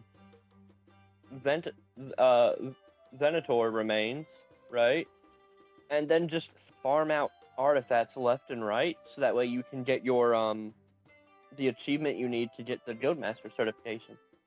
Oh right? yeah, I mean, even if, like, honestly considering the fact that I also have the brush that does actually, like, give a significant Help out a difference. lot. Like, I still, even without double XP and without the double precision from double XP, I mean, when I go to El Kharid, I'm still pulling artifacts every, like, 30 to 45 seconds. Like, even not during double XP. All I'm saying is, I don't know how much I know to me to go up to Professor, I now need, like, what, 500 or 1,000. Which means that if you're going to go up to Guildmaster, you're going to need a fuck ton of artifacts. Oh, right? yeah. Well, I mean, if you're trying to go for all the relics and all that stuff, you're going to have to grind archaeology. There's no way around it. Yeah. Right? There's no way. You're going to have to do it. But getting those qualifications done to where you can be grinding it, but also having the master archaeologist outfit plus all of the Matic upgrades and all that other stuff would make your life a lot easier. Yeah, it would. Because I was thinking about that today, that, I mean, I don't want to. I want to do this divination and some other skills, but I was really thinking about just going archaeology, just going back to Venator and getting as many artifacts as I could, just so that way when I start doing other qualification things to get the upgrades, I don't have to worry about the massive amount of artifacts, at least. Yeah, that's true. Because, you know, with how fast I was getting them, and I don't have the brush, so you'd be getting them left and right. But I will say I did do one thing. I got the blueprints for the auto strainer, but unfortunately, it needs way more components than I have right now. And So you can't I got buy them at the GE? No. It's, yeah, you can't buy components, but the things I need Not is, like, those I need, like, ones. 500 organic components, right? So all I did was put a bunch of, like, grimy herbs into the disassembler, right? And I also need tensile components, so I put a bunch of bows that I had not strummed yet that were in my inventory bank. I put those in the disassembler so I can get the components just passively while I'm doing this other stuff. Yeah, I was about to say, because trust me when I tell you, you cannot buy the tinsel parts and the variable things that you need to make the auto screener. You can't do it. I tried. I went to the Grand Exchange. It doesn't even pop up. Well, no, the only components you can buy are the vintage, historic, and time worn. That's it. But the wiki does have a guide of, like, what is the best. They call it cost per mat, right? Yeah. Because, you know, obviously, all the materials that, let's say, can give tensile components, right? You know, they don't all have the same rate at which your likelihood of getting tensile components from that thing is, right? Right, and then it also depends on the tier of item too. Like, if you go to break down a maple bow, you're gonna get more than you would if you tried to break down, like, a fucking oak bow or something. Bow. Yeah. But so the calculator takes all of that into account. So you can sort it by price per item, or you can sort it by price per material, and it uses the average number of items you would have to disassemble to get a material of that type out of it, right? And so if it has, like, a 50% chance of getting you that material, you know, it's going to be, the price per material is just going to be double whatever the price of the item is, right? Right.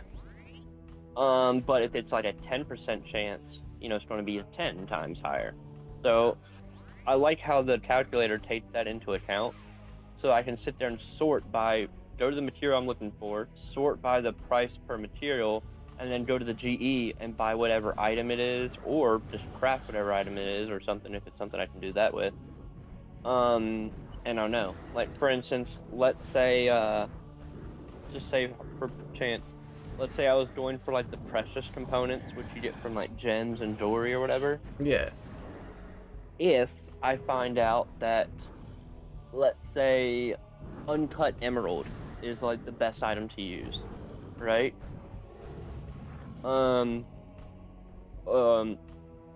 let's say emerald is the best item to use. If I have a bunch of uncut emeralds, I'll look at what is the uncut emerald. If it's worth it, I'll just disassemble the uncut emeralds. But if it's a substantial improvement, I might want to spend some time cutting the emeralds and then disassemble them. Yeah. So, you know, there's multiple reasons it helps. But either way, so like I said, I just took some grimy herbs and then some unstrung bows that I already had, and put them in my disassembler so that when I do come back to them, I'll be able to do that. But, Nice. alright, besides that, I have another question for you. Yeah. It is 7 minutes away from the next Divination cache. Would you like me to show you how they work? Well, I mean, I know how they work. Like, I've seen videos of other people doing them and stuff. I've just never done them. Gotcha. Would you like to do one? Maybe sometime. Well, I mean, I said like they start at the top of the hour, so we got 7 minutes until the next one. Maybe if I could finish this Slayer task in the next 16 minutes. Or 7 minutes. Well, it would be less than that, because you would need to make sure you had enough time to get to the world gate beforehand. Because, so the Divination cache is open for 10 minutes, right? If 10 minutes goes by, it automatically kicks you out. All right. Now most people that are like, you know, the 99s that are going there for just extra XP to work towards 120 and stuff, they will not be in there for 10 minutes at all, right? Right. They will get their points way quicker and they'll just leave.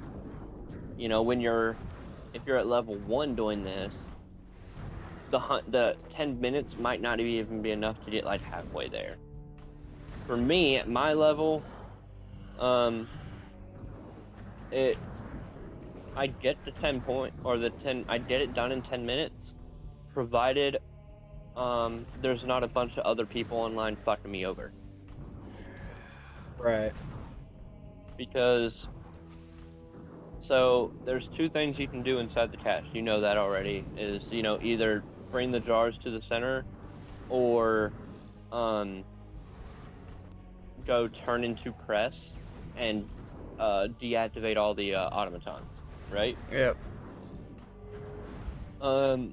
For it to really run efficiently, you want at least one person always on as a Cress, so that way you have an open path from the outside to the portal at the end, right?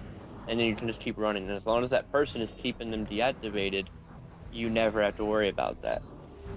But what I find ends up happening is, more often than not, you get like 5 people want to become Cress at the same time, and they end up, sure, they keep them all freaking deactivated, and that right there is nice, but then when you go try to become a Cress, they're all still on cooldown, so you're the only Cress, and you're screwed, right? Right. Or vice versa. Either way. I'm not great with words and stuff. Yeah, you're good. But I think you get what I'm going for. Yeah.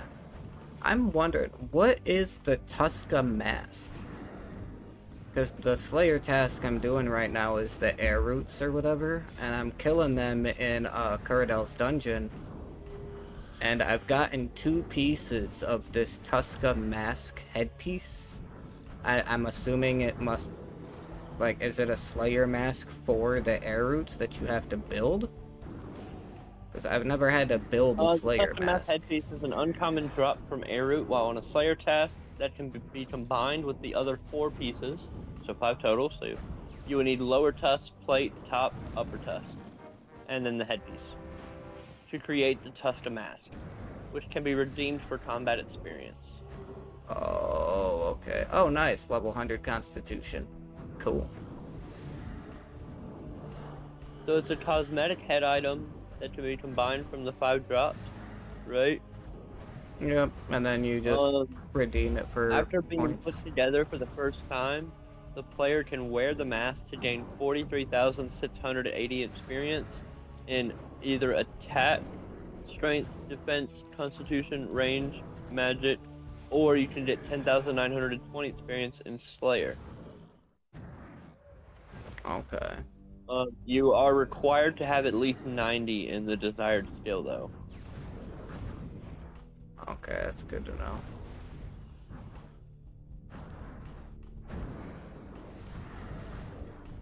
know. It says, though, that the mask can be kept as a wearable souvenir or given to a slayer master, right? Okay. It says any mask you form after the first one will no longer give you XP, but they can still be traded to the Slayer Master. And then it says, if you trade it to the Slayer Master, you get 20 Slayer points. So that's not too bad if you're getting good drop rates. Yeah. Just an extra 20 points just from doing air route. Which I have a mask of the air route in my bank. I just never used it. Right.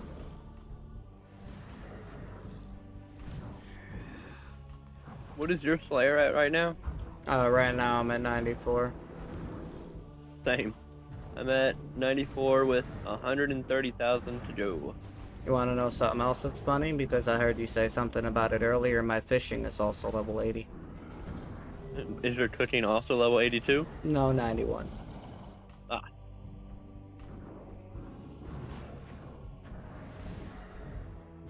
I did the family crest quest a while back, and then changed the gauntlets into the cooking gauntlets, so a lot of my like XP training and grinding to get to 91 cooking, I burned a lot less food than I naturally would have, so I just got more XP. I would say after family crest, like I got the now later on I did end up buying the other gloves from the brothers, right? So I now have all of them. Yeah. But at the time immediately after the quest, I chose the smelting gauntlets. I used those for a little bit too. I mean, they're just so nice because being able to do 60 at a time and they go straight to the metal bank rather than right back into your inventory. Oh yeah. That was just great. Especially like when you're somebody like me where for the longest time I was making smithing profit from making the rune dart tips. So I would go into like the underground spot across from the artisanal shop in Falador. Yeah, the mining guild. Yeah, I would go down there and get like thousands of fucking like runite and luminite ores because I have the stone spirits, so I would get 2 every time I would get 1. And I would just build up thousands of them and then throw on the smelting gloves or smithing gloves, whatever you want to call them. And I would just grind out thousands of fucking bars. It just made it go by so much faster for me to be able to oh yeah, I bet it did. Yeah. For me, they were a really big game changer for me because so I waited to get membership until I had, I wanted to be able to save up and get a bond and then try it out, and if I liked it, then I would buy an actual membership, right? Right. But obviously the fact that I'm here means I did, right? Yeah. But so for me, I had gotten crafting up to like 50, 60, something like that. All of which done by, well, not all of it, but the vast majority of it was done by making jewelry, right? Yeah. And every time I would look up on the wiki anything about crafting and stuff like that, everything was recommending having those smelting gauntlets from the thing, because you could also bank gold now, Yeah. right? Because before you did Family Crest, you couldn't bank gold. Yep. And so I was sitting there doing 14 at a time, having 14 gold and 14 whatever gem it is, and then going back to a bank, and then doing 14 and 14, then going back to a bank, and doing that on repeat constantly. Nice. And so being able to get that, to me, was just like, this is why I want to do this quest. This is why I want to do this quest. And it ended up not really mattering, because the fact that once I become a member, making gold jewelry was no longer the best crafting SP. Yeah, right. I mean, yes, there's still good benefits from it. It was just like, man, that was one of the big things I wanted membership for. Right. And then now I find out doesn't even matter. Yeah, not even viable. It was kind of like me with the thing where, like how I got my membership at first was, I looked it up online and I found out that you can pay, like if you have RS3, if you have it downloaded on your phone, you can get the mobile prices, which means that you can get membership for a day for just $1. So what I did is I found out that you can do the tourist trap quest, which is a members quest, which is how you unlock the rune dart tips. You do the quest, and then even after you do the quest and that 1 day of membership goes away, You still had it? you can, like, you still have the ability to make the rune dart tips. That's nice. Yeah, so like I paid for membership for 1 day and then unlocked the quest, and then I just let myself run out of membership, and then I just used the dart tips and grinded them out all the way until I was able to afford my first bond. And then after it turned into a thing where bonds got so fucking expensive that it was just because at the time I didn't have high enough stats to do PVM or anything like that, so like smithing was the only real way that I could make money at the time, because all of my other stats were so low. But it was an issue where if I wanted to keep doing my membership and keep getting my bond, I would have to spend, yeah, I would have to spend like 10 or 11 days out of the 14 days for bond just grinding them out. So that was when I realized it would be way more efficient to just pay the fucking $10, $12 a month for the membership. So that was when I switched over and just started paying for my membership every month. But for a while there, I was just using rune dart tips to fucking get profit until it wouldn't work anymore. And I will say, so like I said, for me, it was, I did the bond, right? Yeah. And tried out some membership stuff, realized, I was like, yeah, this really does add a whole lot of content. I'm enjoying the content it's adding. I want to keep doing this. So I got another bond and did it, and at the end of that month, I decided, I was like, fuck it, I'll just pay for the 12 months of Premiere. Right. Eventually I want to do that. I do want to get the Premiere going at some point. I will say, there's a lot of extra benefits for the Premiere. Yeah, that's what I heard. I heard that it was a significant, like, amount of benefits that really makes it worth it. Oh, yeah. Let me see here. I need to look at something real quick. What's in the... Has this updated yet? No. No, it has not. What day does the Oddment store update?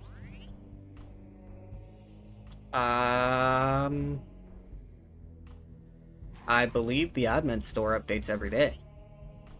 No, because the cosmetics on the Oddment store has been those horns for like the past 3 days. Oh, never mind. You said cosmetic store. I thought you meant oddment store. Sorry, when you go to the oddment store, yes. You know, first there's the first page of it is the consumables like treasure hunter keys. That resets every right day. below that, you can see cosmetics. Okay, and so let's say right now they're 5,000 oddments each, and it's just some different horns. But I don't want that cosmetic, so I'm wanting to see what the next set is. Oh, the last okay. set I did buy from, right? You know, it was the mage gear cosmetic override, which I'm currently not using any of them because the one that I really liked was a two-handed staff, right? And I'm currently using the ones that you get from the new dungeon, so the Ode to Deceit and the Roar of Awakening. Right. But if I ever do unlock it, like if I get like the Fractured Staff of Armadillo or something like that, I'm definitely going to switch over to that two-handed cosmetic just because I really like how it looks. But I don't know. That's what I use my oddments for a lot. Is, you know, you just build them up over time, and I mean, and I get like 10 keys a day, so I get oddments pretty quick. Which, oh yeah, that's something as well. You know, you get double keys if you're on Premier membership. Yeah. Yeah. So instead of getting the 3 keys, you get 6. Plus 1 key for each of your daily challenges, so you get 9 a day. Yeah, I always just use my oddments for fucking XP stars for the bonus XP. And then usually like a couple weeks to a month before double XP goes to activate, I'll start saving my oddments up. That way I've got a few thousand of them, because usually at least once or twice during double XP, the oddments thing will update and will refresh, and usually at least once or twice it'll pop up the thing for you to get the protein boxes. So usually I'll try to save up my oddments for double XP and then use them to buy a bunch of the protein things. I mean, yeah, that's absolutely fair. I've definitely bought some protein items from that. I've also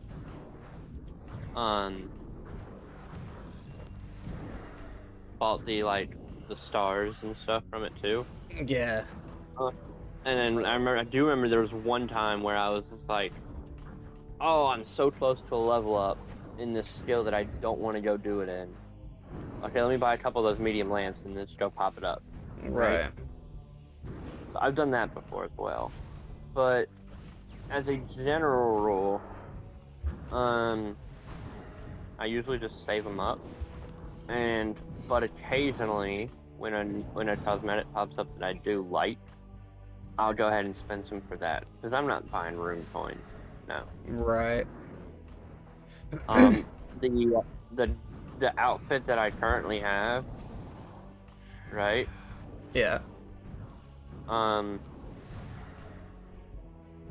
Is just items you can buy from the GE that I used keepsake keys to turn them into cosmetics. Oh, nice. Okay. So, you know, it's just this, it's rune armor with the gussets trim, and then it's the Zut cape. Nice.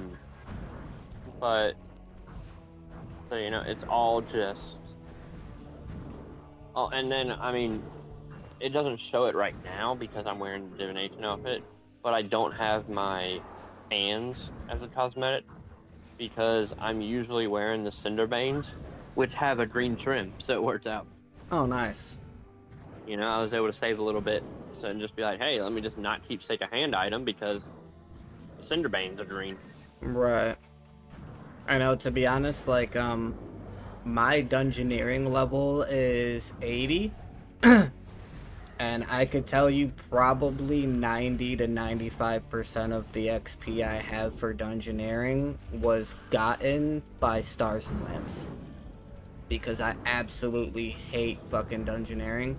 There literally was like a 2 or 3 month period where I just had my my treasure hunter set up so that the lamps and stars would automatically get used for fucking dungeoneering. Dungeoneering. So I did something kind of like that. I didn't set up anything automatic, but if I was actively working on a skill and I wanted some, bonus XP or regular XP in it, I would put my lamps and stars into that one, right?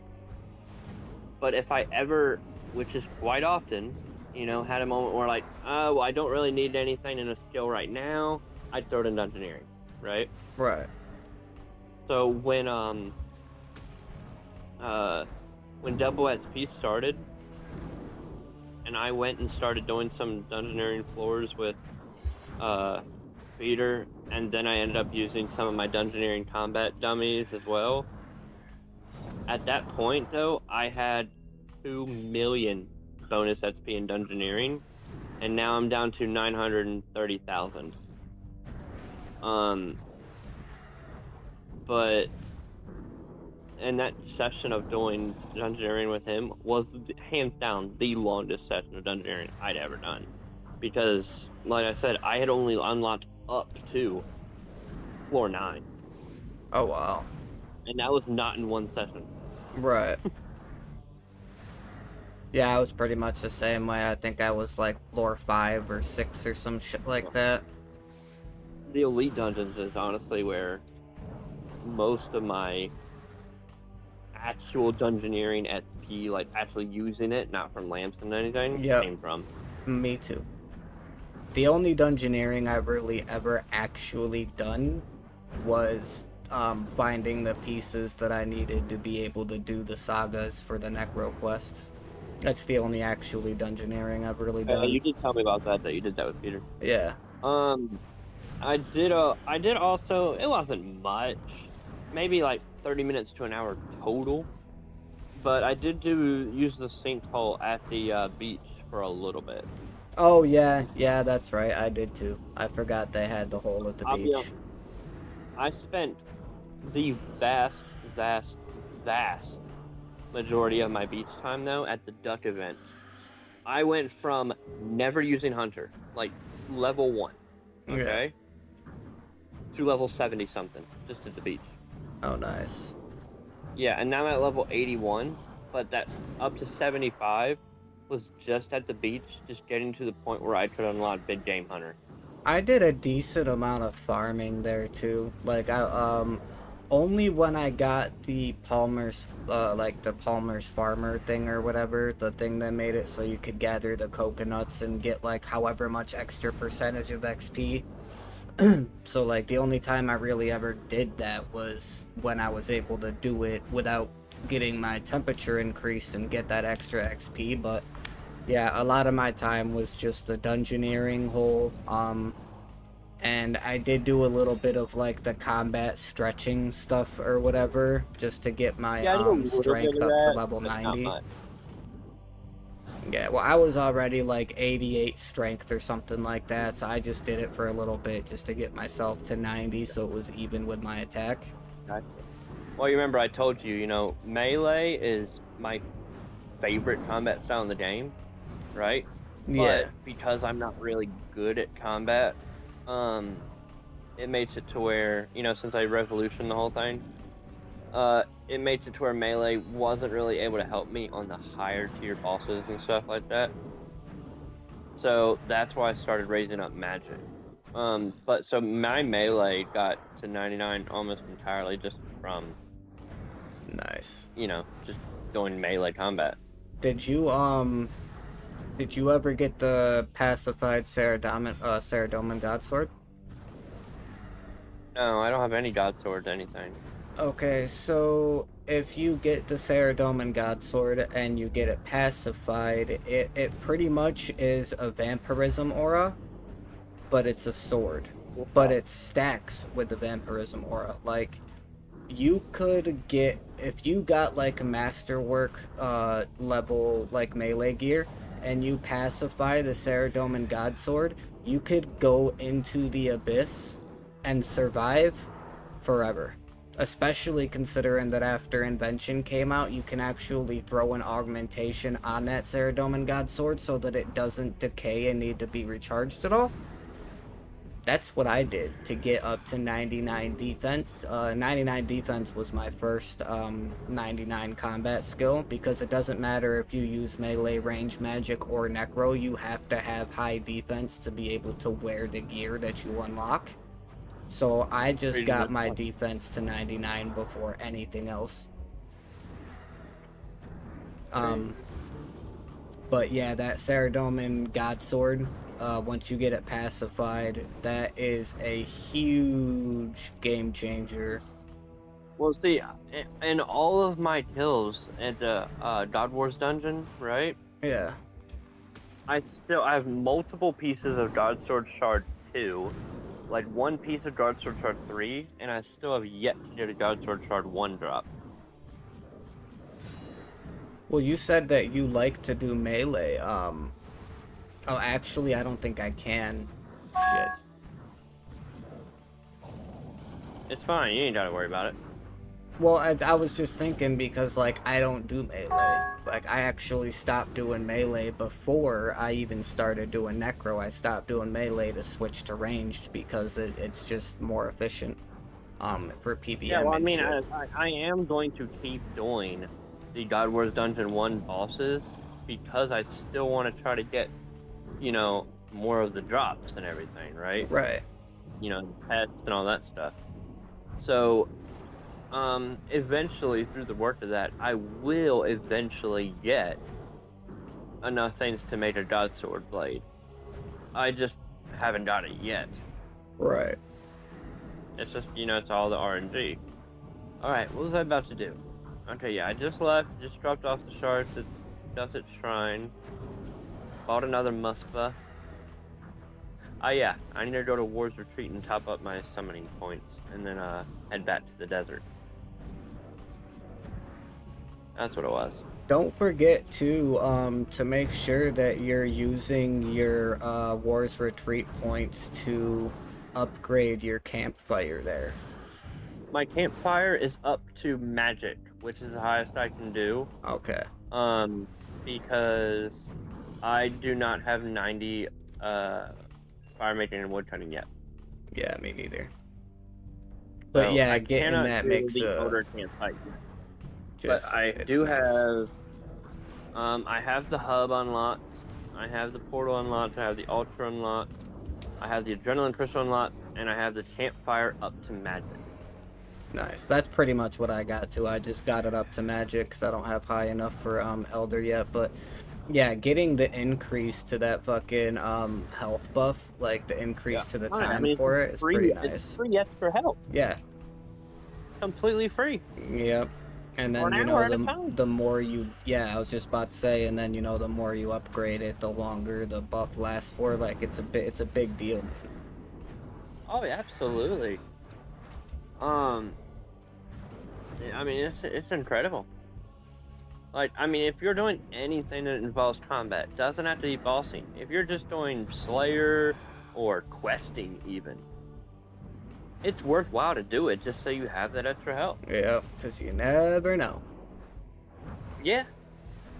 Combat in RuneScape can be a fickle bitch sometimes, especially considering how old this game is, meaning that, like, it doesn't always necessarily have the greatest pathing system for, like, movement. So it's nice to have that extra health. Those automatons I was talking about earlier, right? Yeah. Yesterday I think I was talking about those. So when me and Peter went out there, he actually almost died once. Yeah, that's what I'm saying. He's way above their combat level, right? It's because, you remember how I said they have that special attack, right? Yeah. So, now, if you were doing melee, you'd probably encounter it more frequently. But being range, magic, or necro, where you're keeping more of a distance, especially magic and range, because that has a higher range than necro does. But, let me exit the lobby real quick. You want to go smoke a cigarette? Yeah, I know. Eat that whole vegetarian meal, then go smoke a cigarette. That's pretty balanced, right? Fuck it. Whatever makes you happy. And I'm not a vegetarian. I wanted something, like a garden veggie meal. But anyway. But so the automatons they don't hit that hard there, right? Right. You get a lot of XP because ever since that big update which was before I started playing, but either way, before that update, or since it, XP is based on the health bar, right? Yeah. So they have 16,000 health each, but they have low defense and everything, so it's just a lot of health. You still kill them pretty quickly, right? Yeah. Like me and him, in just like the hour we were there, we both had like 300 or 400 kills. Okay. Yeah. And you're getting 4 grand XP each. That adds up a lot. And normally not a big deal. However, they have a special attack where they'll start slamming the ground, and it sends a small little circular shockwave out from them, right? If Yeah. you're close enough to be inside that shockwave, it's 1,000 damage per tick. Oh, okay. Which means you'll die really freaking quick, won't you? Yeah, really quick, yeah. Oh, shit, I didn't know that. So, it's really simple to just, especially if you're using range, magic, or necro, to just, step back a tile when you see that happen. Really simple. And honestly, for most of it, we didn't even get... We'd be hitting them at range, and they wouldn't come closer to start slamming the ground. They would just start doing it where they were standing. So most times, they were slamming the ground, and we weren't even in the range anyway. It was just the one time that it happened close enough to him that he wasn't paying attention, and he didn't see what happened, and he goes, "Why am I almost dead?" Yeah, it's totally almost got wiped out. That's crazy. And now the free death thing is over. Yeah, yeah. I just got 1.5. I just got 1.5 million in profit from making sure that I bring the magic note papers with me, because they're only 711 gold each paper at the GE, but the air root bones are like 9,664 gold each. So I just picked up every air root bone off the ground because it's fucking profit. And I gathered up like 153 of them during that Slayer task, and they are worth 1.478.5 million. What's your archaeology at? 88. See, that's another one that I want to get my archaeology hire for, besides just the divination. Because so when you get to 108, you can get Death Note, which means all ashes and bones will drop as noted. Okay? Okay. But now the effects of like prayer urns, bone crusher, all those take precedence over the note, right? So Yeah. if bone crusher is set to, let's say, crush any bones up to dragon, those will all still be crushed. But if you have arrow bones set to drop, then they'll drop noted. Right? Okay. So, you still have to configure your bone crusher. So, if you like have a bone crusher. You don't have that yet? That's like major needed yet. Yeah, no, I don't have that. So that's like one of the first things Peter told me that I needed to get with my Dungeoneering tokens was buy the bone crusher and buy the at the beginning it was just the split tooth bird necklace, right? Yeah. But then later on I bought the dragon one. And then eventually I did the higher one. But so, and then go to the Slayer and then learn how to put it on your tool belt so you don't even have to worry about it anymore.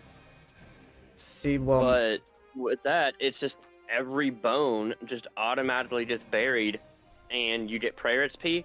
But if you have that necklace on at the same time, every bone that gets buried and gives you prayer XP also refills your prayer bar. So when I was going through like ED2 with him, right, I had like the frost dragon bones and the reinforced dragon bones drop because they're valuable. but all of the other bones were being just crushed, and my prayer never drained the entire ED because it was just constantly refilling up. Right. So the reason why I don't have the Bone Crusher, I can tell you exactly why. Because you don't do Dungeoneering? No, it's not that. I have enough points. I could go and buy it right now. I've had enough points to buy it for a while now, but by the time I started doing Slayer, which like was originally where I first found out about it from, by going through the tool belt, by the time I did Slayer and realized that the Bone Crusher was even a thing, I was already 99 prayer. But doesn't matter. I know, but hang on.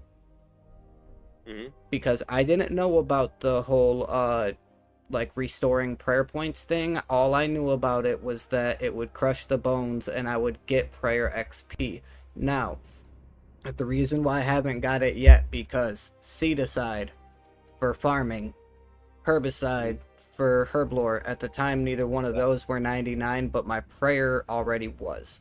You don't really get anything other than more prayer points after you hit 99 prayer. I already have all my prayers, I already have all of my curses, so I just didn't think that it was something that would be at the front of my priority list, considering that there was on the other thing. Yeah. And now you're worried about spending your points on the Slayer helmet, so exactly. It's gotten so I mean, I do still like I said, I do still have enough like Dungeoneering tokens to be able to buy it. And now that I know that it's a thing where, now that I know that it's a thing where I could get the Slayer points and put it on my tool belt, and that it will help replenish prayer points during ED runs and stuff like that. The Bone Crusher doesn't. The Bone Crusher doesn't. It's the upgraded one, right? No. So it's that necklace you can buy with Dungeoneering tokens. The first one is like the Bird Stall necklace, which does 50 prayer points per bone. The next one is the Dragon one, which does 100 prayer points per bone. And then the final one is like the Demon Horn necklace, which does 150 prayer points per bone. The Demon Horn one is the one that everybody's been telling me I need to get. So if that's the case, to be honest, you need to have a really high Dungeoneering to even equip it. So that's why, as my Dungeoneering was leveling up, you know, I got the Bird Stall, then I bought the Dragon Tooth, and then eventually I'll buy the Demon Horn. But if you're wearing that, you can still, if you don't have the Bone Crusher, oh, sorry, hiccup. You can still manually bury bones and you'll replenish prayer, right? Oh, yeah. Just the Bone Crusher made it good, because if you had both of them while you were running through the Elite Dungeon, it was automatically burying them and replenishing prayer for you, so you did not have to stop and do it. Right? Okay. That's why that came in handy. But if you don't have the Bone Crusher, but you do have the necklace, you'll just have to manually bury the bones, but you will be getting your prayer points restored. Right. But like I said, the whole thing for me, though, is when you hit level 108 Archaeology, you can get the Death Note Relic power, which, provided your Bone Crusher is not configured, because, like I said, my Bone Crusher is currently configured that all bones up to a certain gold value are automatically buried. Okay? Okay. Which means that even though, you know, you hit, so, I mean, even though I'm at 99 prayer, yes, right now, since I'm not wearing my necklace, if I killed something and it buried bones, I'd just be getting XP and nothing really benefiting from it. But if I'm going through, like, Elite Dungeons or something like that, I will be wearing my Dragon Tooth necklace, and then I'll keep my Essence of Finality in my inventory, and I'll switch to it when I'm about to go do the boss. So that way I get, you know, all the perks of that.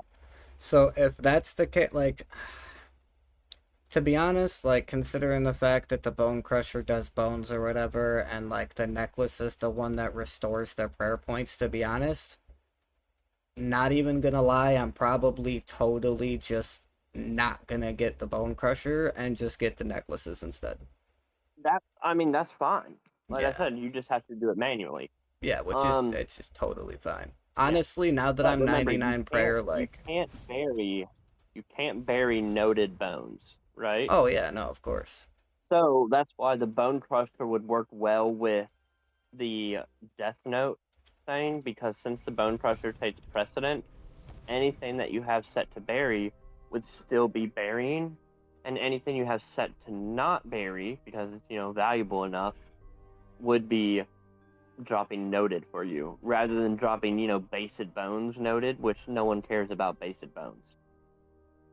So it's Right. better to have those being buried and giving you the extra 150 prayer points.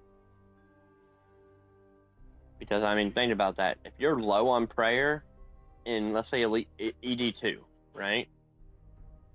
You get to that spot with the, those magma things, like, on the bridge, right? Yeah. You kill 5 of them, your prayer's already back up to full. Okay. So, pretty good, I'd say. Yeah. And then obviously take off the necklace and put on whatever your damage boosting necklace is, or your health restoring necklace, like if you had the blood amulet or something like that. Right before the fight of the boss, because that's going to be more important than a bone burial. Yeah. How many bones? You ain't gonna get no bones until the boss is already dead. But yeah, anyway. I really need to go in and go to my bank, because in all the Saren stones that I've done while I've been out here doing divination, I bet I have a whole bunch of stuff that I can pop on the GE.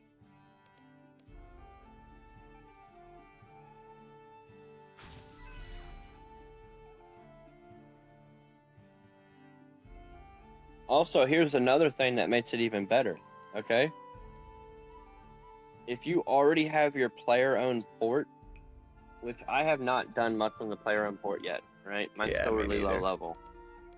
But if you have the player-owned port upgraded a bit, one of the people there can upgrade your Bone Crusher to, the upgraded Bone Crusher, right? Right. And if you have the upgraded Bone Crusher and you have that Death Noted relic, right? All bones that are not crushed and end up getting noted will automatically pop in your inventory. So if you were doing those air root tests, all those noted bones will just automatically be popping in your inventory while you're doing the Slayer task. Okay. So, there's a lot of ways that these items really work well together, but some of them are, many of them are ways that, they're really hard to just find out randomly unless someone else told you about them. Right.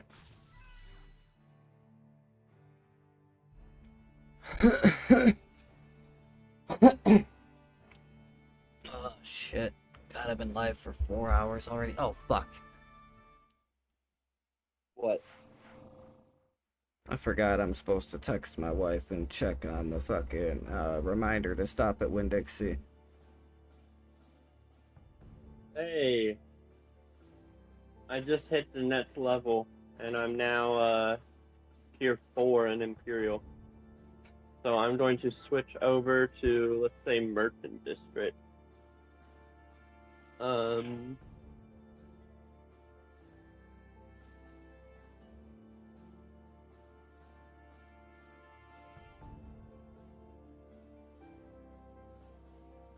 now the thing will go in towards Merchant District for me.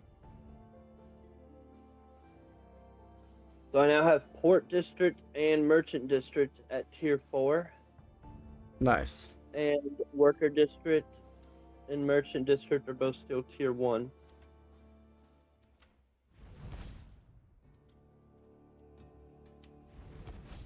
This Menaphos shit is slow, but gotta be done. Also, guess what? What? I just hit 18,000 energy from this thing. Nice. and I'm still not at 100 Chronicles. Yeah, that figures.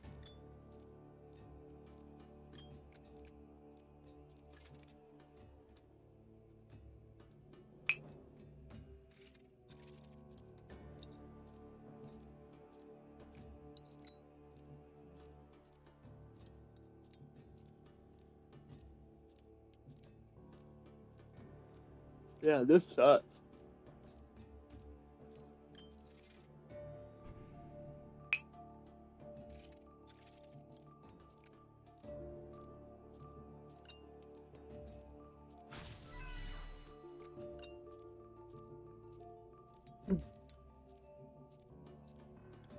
I'm actually probably gonna have to jump back off here myself soon anyways. That's fair. Yeah, well, You have been streaming for 4 hours. yeah. Well, not only that, but I also gotta work like ridiculously early in the morning, and it is already 5:30, and I haven't eaten anything yet today, so I still gotta get off and figure out what I'm gonna do for food, and then usually I try and give myself enough time to watch a couple episodes of One Piece before I lay down, so... Yeah, I mean, I was upset with myself that I waited until freaking 2:45 to eat some lunch. I was like, I gotta get something in me, because I didn't eat breakfast or nothing, so, you know. Right. But... yeah, I gotta have myself awake at like fucking 3 o'clock in the morning, so I gotta make sure that I'm like in bed sleeping by like 8. No, I woke up at like 8:30. Nice. Yeah, I woke up today at like 7:15, but But the storm... I say I wake up at 8:30. I say that. Every day I'm up really early, go out and take care of the animals, and then I go right back in and go back to sleep. Oh, So right. when I actually got up, though, was 8:30. Nice. Yeah, I was But, up you know. at like 7 o'clock this morning. I was gonna get on and start streaming and shit, but we still had that storm that hadn't completely passed by yet. And like and down here in Florida, for some reason, it's not really usually the rain that knocks my internet out. Usually it's the wind that will knock the internet and the power out. And so it wasn't really raining all that hard this morning, but it was super fucking windy. So I kind of just... I don't like taking the chance of streaming and playing a game when there's the possibility that my internet and power could cut, because even though it's only a small chance, even though it's only a small chance, I don't want to take the chance of something happening to my PC. Like, God forbid, something short circuits while the power cuts out and like fries my fucking hard drive or something. Do you not have a power supply with electrical protection? I have a power supply, but I don't have one with electrical protection, and considering the fact that I've been out of work for a little while now, because it's such a pain in the ass to find fucking jobs around where I'm at, I don't have the money to be able to replace the one that I have right now with one that has that power protection. So until I have the money to upgrade... say, though, if you're streaming, that's definitely going to be a worthwhile thing, because, you know, that means your computer is important for part of your income. Well, so, if you get income from streaming, yeah, but me, I don't. I only have like 244 subscribers on YouTube. I'm not by any means like a profitable streamer. I would love to be a profitable streamer. But... gotcha. Oh, man, I actually got a surprise, this was a couple months ago, but, so I used to stream on Twitch years ago, but haven't in years, right? Yeah, me too, and then I switched to YouTube. Well, apparently someone out there was still subscribed to me after all this time, and just that $2.50, because, you know, it's like $5 and the streamer just half, right? Mm-hmm. That $2.50 slowly but surely had been adding up, and so I got a random $50 from Twitch, and I was like, what? Nice. Cool. Yeah, I think I streamed on Twitch probably about as long as I've been streaming on YouTube. I also streamed on Twitch, and after all that time, I only had like 87 followers. But on YouTube, because, you know, there's more like possibility for growth, and they actually have a recommended feed and stuff like that, my 87 Twitch followers aren't barely nothing to the 244 YouTube subscribers I have. So now that I'm looking back and I've spent the same amount of time roughly on both platforms, but I literally have almost 3 times the amount of like subscribers on YouTube, I'm really glad I made that decision to switch platforms. There you go. I don't know. I stopped it not because of anything like that. Like, I wasn't like popular or nothing, but you know, I was making I would say, you know, I was hitting the the getting the $50 for a payout. I was hitting that every month. Right. But not a lot, but I was making like $50 to $100 a month. That's right? how my brother does it. He streams on Twitch. He gets like $100 check or whatever, usually once every month or two. He'll cash out for 100. It was just, you know, I liked gaming because it was a good relaxation thing for me, right? Right.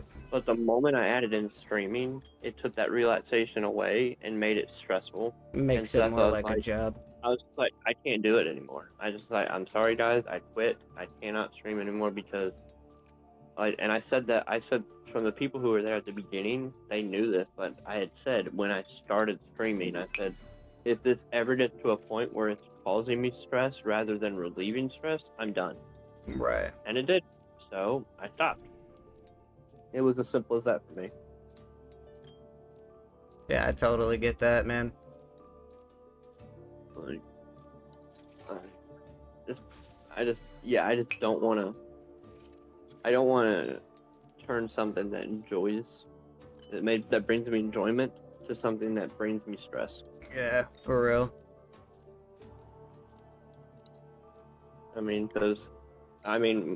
Whether or not it affects you as bad as it does me, there's no way you can deny streaming is stressful. It can be. The most stressful part about it is like getting into a rhythm, and then once you start feeling burnout and you kind of want to slow down a little bit, you get that feeling in your brain like you can't really slow down because now there's people that expect you to stream that much. Yeah, it turns it into a job instead of, having fun. Yeah, so you're not, it's like when it starts, you're like, hey, I'm going to stream today. Hey, I'm going to hop on and stream today. And then it gets to a point where you're like, hey, I'm setting a schedule so that people know when I'm going to be streaming. Yeah. And then it becomes, like how you were talking about the gym. You're like, you have that day where you just don't feel like it. But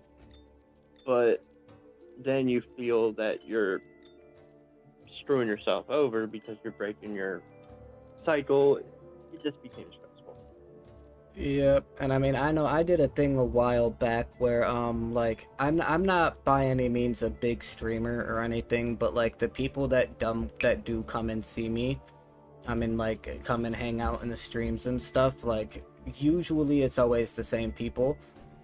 So I would always do a thing where like I'll, stream consistently for a little bit, and then I'll kind of make like a video, or like the last stream I do, I'll let everybody know, hey, I'm getting kind of burnt out, and I'll take like 2 weeks, 3 weeks where I won't do any streams at all.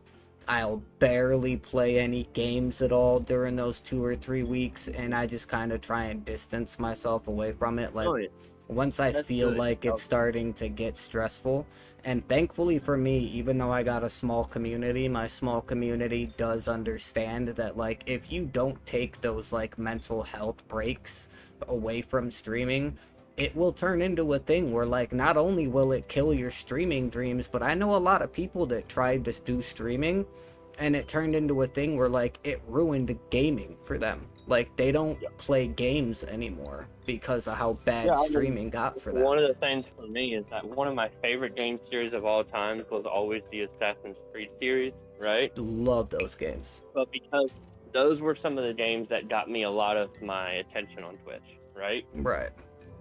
And it ended up getting to a point where I felt like, if I don't know what I want to stream right now, let me just do another run of one of the AC games, because that always would bring in people for me, right? And it got to a point where now it's hard for me to get in and actually enjoy an Assassin's Creed game because I burnt myself out on it so much. Yeah, because it turned into a thing where you weren't playing it because it was fun, you were playing it to get views. Yep. And yeah, that'll ruin anybody's favorite games. That's absolutely. why I stopped one of the playing best Valhalla. things that ever came out of Twitch for me, though, one of the absolute best things I can say, is so because of just how the internet is like that, you know, to Discord, Twitch, YouTube, all of it, you meet people from all over the world. Oh, right? yeah. Especially me, because I had such a terrible sleep schedule. More often than not, most of my viewers were from Europe. Right. But I ended up meeting so many amazing people that, you know, I'm fortunate enough that I can travel, right? Right. And I have gone to the Netherlands, I've gone to Germany, I've gone to Dublin, Ireland, and I've met in person and hung out with several Some of the these people before. Right. So you've met like Yeah. real life friends from gaming. I've and met streaming. real life, like one of the people specifically, someone that's in the Netherlands, right? Mm-hmm. Is at a point where me and them both consider each other like our best friend. Right. Like this person, so much so they got into a relationship, right? And said, "Hey, I'm buying you a plane ticket. I need you to come over here to Amsterdam because if you don't like this person, I'm stopping the relationship." Like that's how much this, like they wanted my opinion on it. Oh, wow. And sure enough, these people are now planning a wedding. Like it ended up working out for the best for them. But Nice. I flew out to Amsterdam just so I can spend a few days meeting this person and getting to know him. That's pretty cool. Like, oh yeah, it's absolutely insane just how many friendships I've made from, you know, the internet. So, which is really kind of a far cry from when you're growing up and they said, you know, don't talk to people online. Yeah, right. And ironically, we're the ones, in our generation, we're the ones making friends, and our parents are the ones getting scammed. Yeah, right. Which is hilarious. They're like, well, I talked to this guy online, and I'm like, weren't you the one said not to do that? Yeah, right. Don't talk to people you meet online. Next thing you know, they're getting an email from some princey job in some third world country that you can't even pronounce. And they believe it. Oh, send me $100 and you'll get $1 million back in return. Yeah. That's a good investment. Yep. Oh, man. But yeah, it's pretty easy to tell if you're meeting someone that's actually a real person. Right, yeah.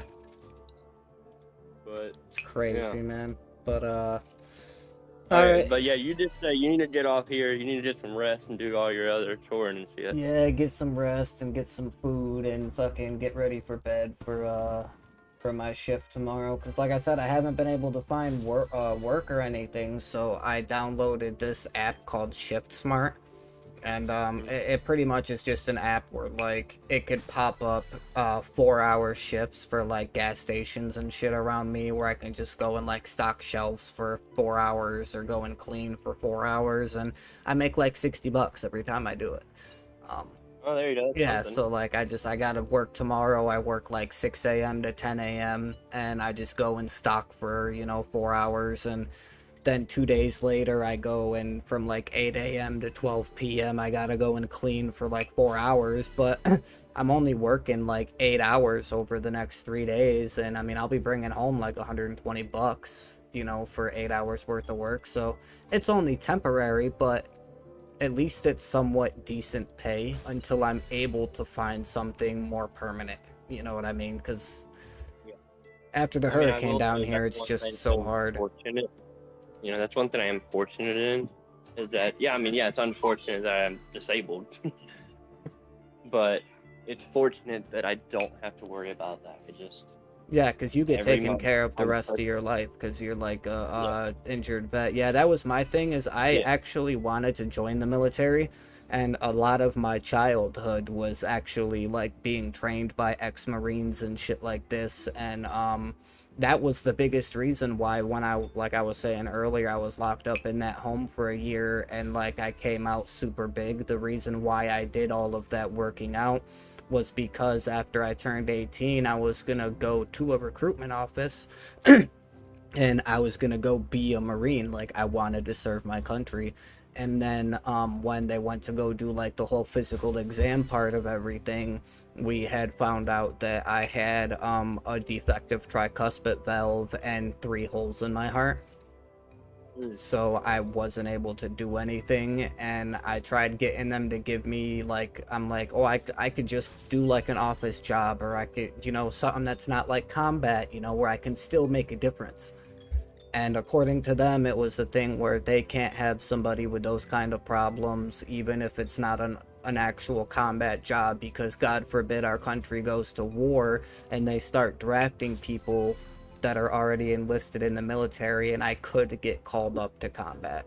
And because of the issues that I have, the other fact of it is that there's that part of it, but the other fact is that they need you to be able to be stationed wherever, right? So even if you're not in a combat, you might be stationed somewhere that you don't have access to the medical help or the medication that you might need. Exactly. And that becomes a big liability.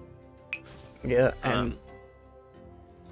and yeah, it tore me apart, man. Like, I probably spent a good year and a half just the most depressed I had ever been in my life. Like, I almost thought about closing the book a couple times. Like, it was real bad, but yeah, like, I have the utmost respect for fucking people that served in the military, like veterans and shit like that. Like, just because it's something that I wanted to do but wasn't able to do because of my health conditions and shit. So it just made me have that much more respect, because it's like, you've got to be healthy to be able to go and do that kind of stuff. And the fact that, you know, people are that healthy but still decide to go and risk that health, it just brought like a whole different, you know, like a different shine of light, you know, into the situation for me. But yeah, it's definitely got to be nice, like you said, obviously not that you're injured, but the fact that because you were injured and, you know, like, you're retired from the military, the fact that you get that compensation every month, you know, to make living after that easier for you. Like, I love the fact that the military does that. Like I said,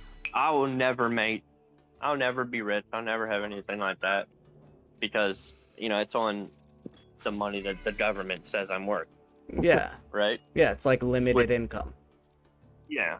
But it means that budgeting is absolutely fantastic, because I know for a fact that every month goes by, I know exactly how much money I'm going to have. I know exactly how much, you know, it's going to be, and there's no taxes on it. So when they say this is how much you're getting paid, this is how much you're getting. Yeah. Yeah, and I know that every year it renews based on, you know, what the standard of living is, right? Yeah. And so I know it, like, before the first of the year, I know what every monthly payment for that whole next year is going to be. So that definitely makes, you know, budgeting a lot simpler, because I remember beforehand, it was difficult, you know, never knowing, hey, I could lose my job, or I could, you know, maybe I'm sick and I can't go to work for a week, or anything like that could royally fuck up your budget. Yeah. It just gives you kind of like a safety net in a sense. Not having to have to stress over that, just knowing that no matter what happens, I have this covered. Yeah, and then like you have a place. The best fact of it, yes, that's great. That is great. But I'd say the absolute best fact is growing up in a low income family. It was, if you get hurt, you better hope it's something that you can buy a cure for at Walmart. Yeah, right. Because, it was the same way for me, because parents, you know, in a low income family, they can't, you know, obviously, you know, odds are your parents probably don't make enough to be able to afford insurance. So obviously they're not going to be able to make enough to afford whatever the fuck is wrong with you. Like, dude, I totally get it. I felt like when I was in the 6th grade and I was throwing up blood on Thanksgiving, I actually had to go and have an appendectomy on Thanksgiving when I was 10. The amount of guilt that I felt for my mom and my stepdad at the time, because of the fact that they had to pay that debt off. Even though it literally was a thing where, like, if they didn't give me that You wouldn't be appendectomy, here if I they would be didn't. dead. But I still felt so bad because I knew that we couldn't afford it and there was nothing that we could do. You know, Yeah, so I I think one of the, it's totally get nothing like that, man. that. It's nothing like that bad, but one of the biggest memories that I have of growing up with this, in this regard, is I was maybe 8 or 9 when this happened. Just playing around with some friends and ended up getting hurt. Had like sprained my ankle, tore up a bunch of my got a bunch of cuts, and I had a concussion. Right? Yeah. You know, kids being kids. And I remember what my mother said to me was she got me inside. She laid me on a couch, put my head up on a pillow, and said, "Don't fall asleep. You probably won't wake up." Yep. That was my cure. Pretty much. Like you better Yeah, just keep your eyes open. concussion. Yeah, concussion. She put on some TV and said, "Hey, don't fall asleep or you won't wake up." And the fear of that kept me awake. Oh yeah, it will, man. Like it'll work. But yeah, like I said, it's just it's a very weird feeling for me, but it's nice. And the To be able to crazy, sit there and be like, I don't think I feel so good. yeah. Let me head down to the doctor real quick. And the 'Cause I know that craziest no matter part, what happens, they're paying it. yeah, and the craziest part about growing up in like a low income family like that is that until you get to be like an adult, like adult level age, you don't even realize that like the stuff that you had to deal with and go through as like a low income family member, like when you're growing up as a little kid, you think that everybody's families are like that and this and that, and then like once you get to be older, you realize like my childhood was not very normal. You know? Well, I mean, I remember being a kid and seeing like all the other kids that would be taken to the doctor if they felt slightly sick or something like that. And I remember thinking to them, one, I thought, as a little kid, I thought, man, I wish I could get out of school, blah, blah, blah. Right. But then as I got a little bit older, I remember thinking, I was like, dang, her parents are like hypochondriacs or something. They're constantly taking her to the doctor. Yeah. Not realizing it was because, they had insurance to do that. Yep, they could just go whenever they didn't feel good. You got a tummy ache, ER. Yeah. But I mean, here was something. This happened this past spring, right? We have massive field in our backyard, right? Massive field. Like, okay? Right. I'm talking several acres, okay? Well, this is Mississippi. It gets hot as hell here. Right? Oh yeah. It was a burn ban, and ended up someone somewhere decided to ignore that, and the shit spread and our entire back acreage Oh no. caught on fire. All of it. Jeez. Now, fortunately, it actually benefited us because the soil was fucking fertile as shit afterward. But so great for farming. Oh But, yeah. at the time it happened, I was outside. I had taken all of the garden hoses we had, connected them all to each other. So I had 300 feet of garden hose and had it going from the spigot all the way to the back. And I was just going back and forth, making just a line in the ground just to keep the fire from coming to the house. Right? Right. And I just sat there for 45 minutes before the fire department got here because, country. Out in the country. 45 minutes of just standing there right next to a fucking raging inferno. By the end of it, I had to go to the hospital because I had bronchitis. Oh, I don't doubt it. Yeah. And then the hospital sent me a bill, and all I did was call the VA, and they're like, just if they keep sending you something, just don't even pay it. Just ignore it, throw it away. We got you. And that was it. Yeah, it's gotta be so nice. Didn't have to. I mean, even not to this day, but I mean, it was maybe a few weeks ago. I ended up getting another thing in the mail saying, "You still haven't paid this bill," blah, blah, blah. And I'm like, well, shoot, not my problem. Right. Government's problem. Yeah, government's problem. Yeah, I ain't gotta worry about it. Right, you better call the White House, bitch. Yeah, I don't care how long they take to pay the bill because they're the ones paying it, not me. Right, for real. It was just amazing because I was in the hospital for it wasn't overnight, but it was that entire day, right? Because, after this whole thing happened, I went in, spent the rest of the night coughing, but went to bed. Couldn't sleep at all because I was coughing the whole night. And that morning, I was like, I can't do this anymore. Went to the VA clinic right near the house, and they're like, yeah, we need to send you to the hospital for this. So, and I spent the next like 9 hours in the hospital. Jesus. And then yeah, just sent the bill to the VA. Yeah, just let them take care of it. That's awesome, dude. It's just something that I never would have dreamed of beforehand. Right. Never would. And then now that you got it, you can't imagine living without it, type of thing. Yeah. Well, I will say it's kind of like I will say part of it's kind of like what you said, is that there are some times where I still have that hint of guilt, because growing up in a family where it's like that, and I'm like, oh man, I'm being a burden and I'm costing money, but then I have to think to myself, fuck it, it's the government's money. Yep. So it's crazy, man. But yeah, there is still that part of me that thinks, oh no, it's just something small. Like, here, shit, this happened literally this last week. I was working on the lawnmower, and it fell off a lift and landed on my foot.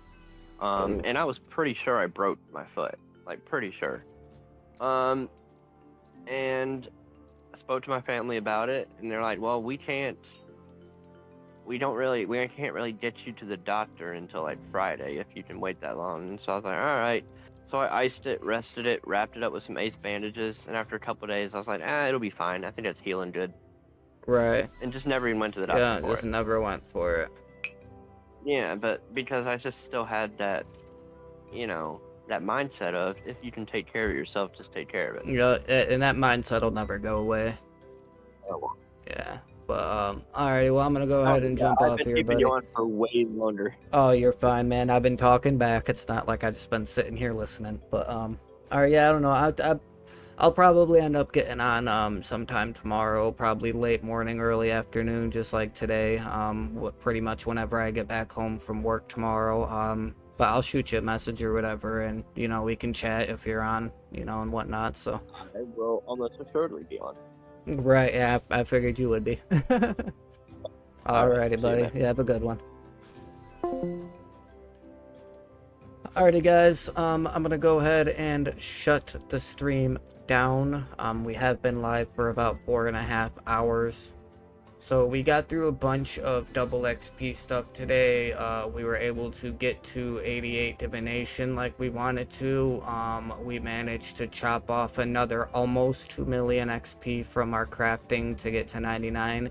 I might actually do some crafting after the stream is over. After I eat, before I lay down, I might pull up mobile and do some crafting. Or maybe I'll pull up mobile and try to just get these challenges done before it resets here in 1 hour and 56 minutes. But if there's anybody that hasn't done it yet, if you want to go ahead and smash that like button for the algorithm, I'd really appreciate it. It does help a whole lot with spreading the content to new eyes. Also, if you're part of the over 80% of people that watch my streams and videos and shorts and you're not subscribed to the channel, it's quick, easy, free for you guys, and it does help me out a whole lot. Make sure you hit that red subscribe button with notifications turned on. And last but not least, you can join my Discord server and be able to talk in-game with me and stuff like that, like I was just doing with my buddy Cheesy Poof a minute ago, and just to be able to keep up with everything that's going on both on and off of the channel. You can join my Discord server by clicking on the link in the top of the description, and I just refreshed that link before the stream today, so it will definitely be good, and you will get a personal welcome message from me when you join the Discord server. With that being said, until sometime tomorrow, like I said, probably late morning, early afternoon after I'm done working and I decide to get on live again. Until then, this is your boy, your main man, your favorite streamer, Psychotic, saying subscribe, and I'm out.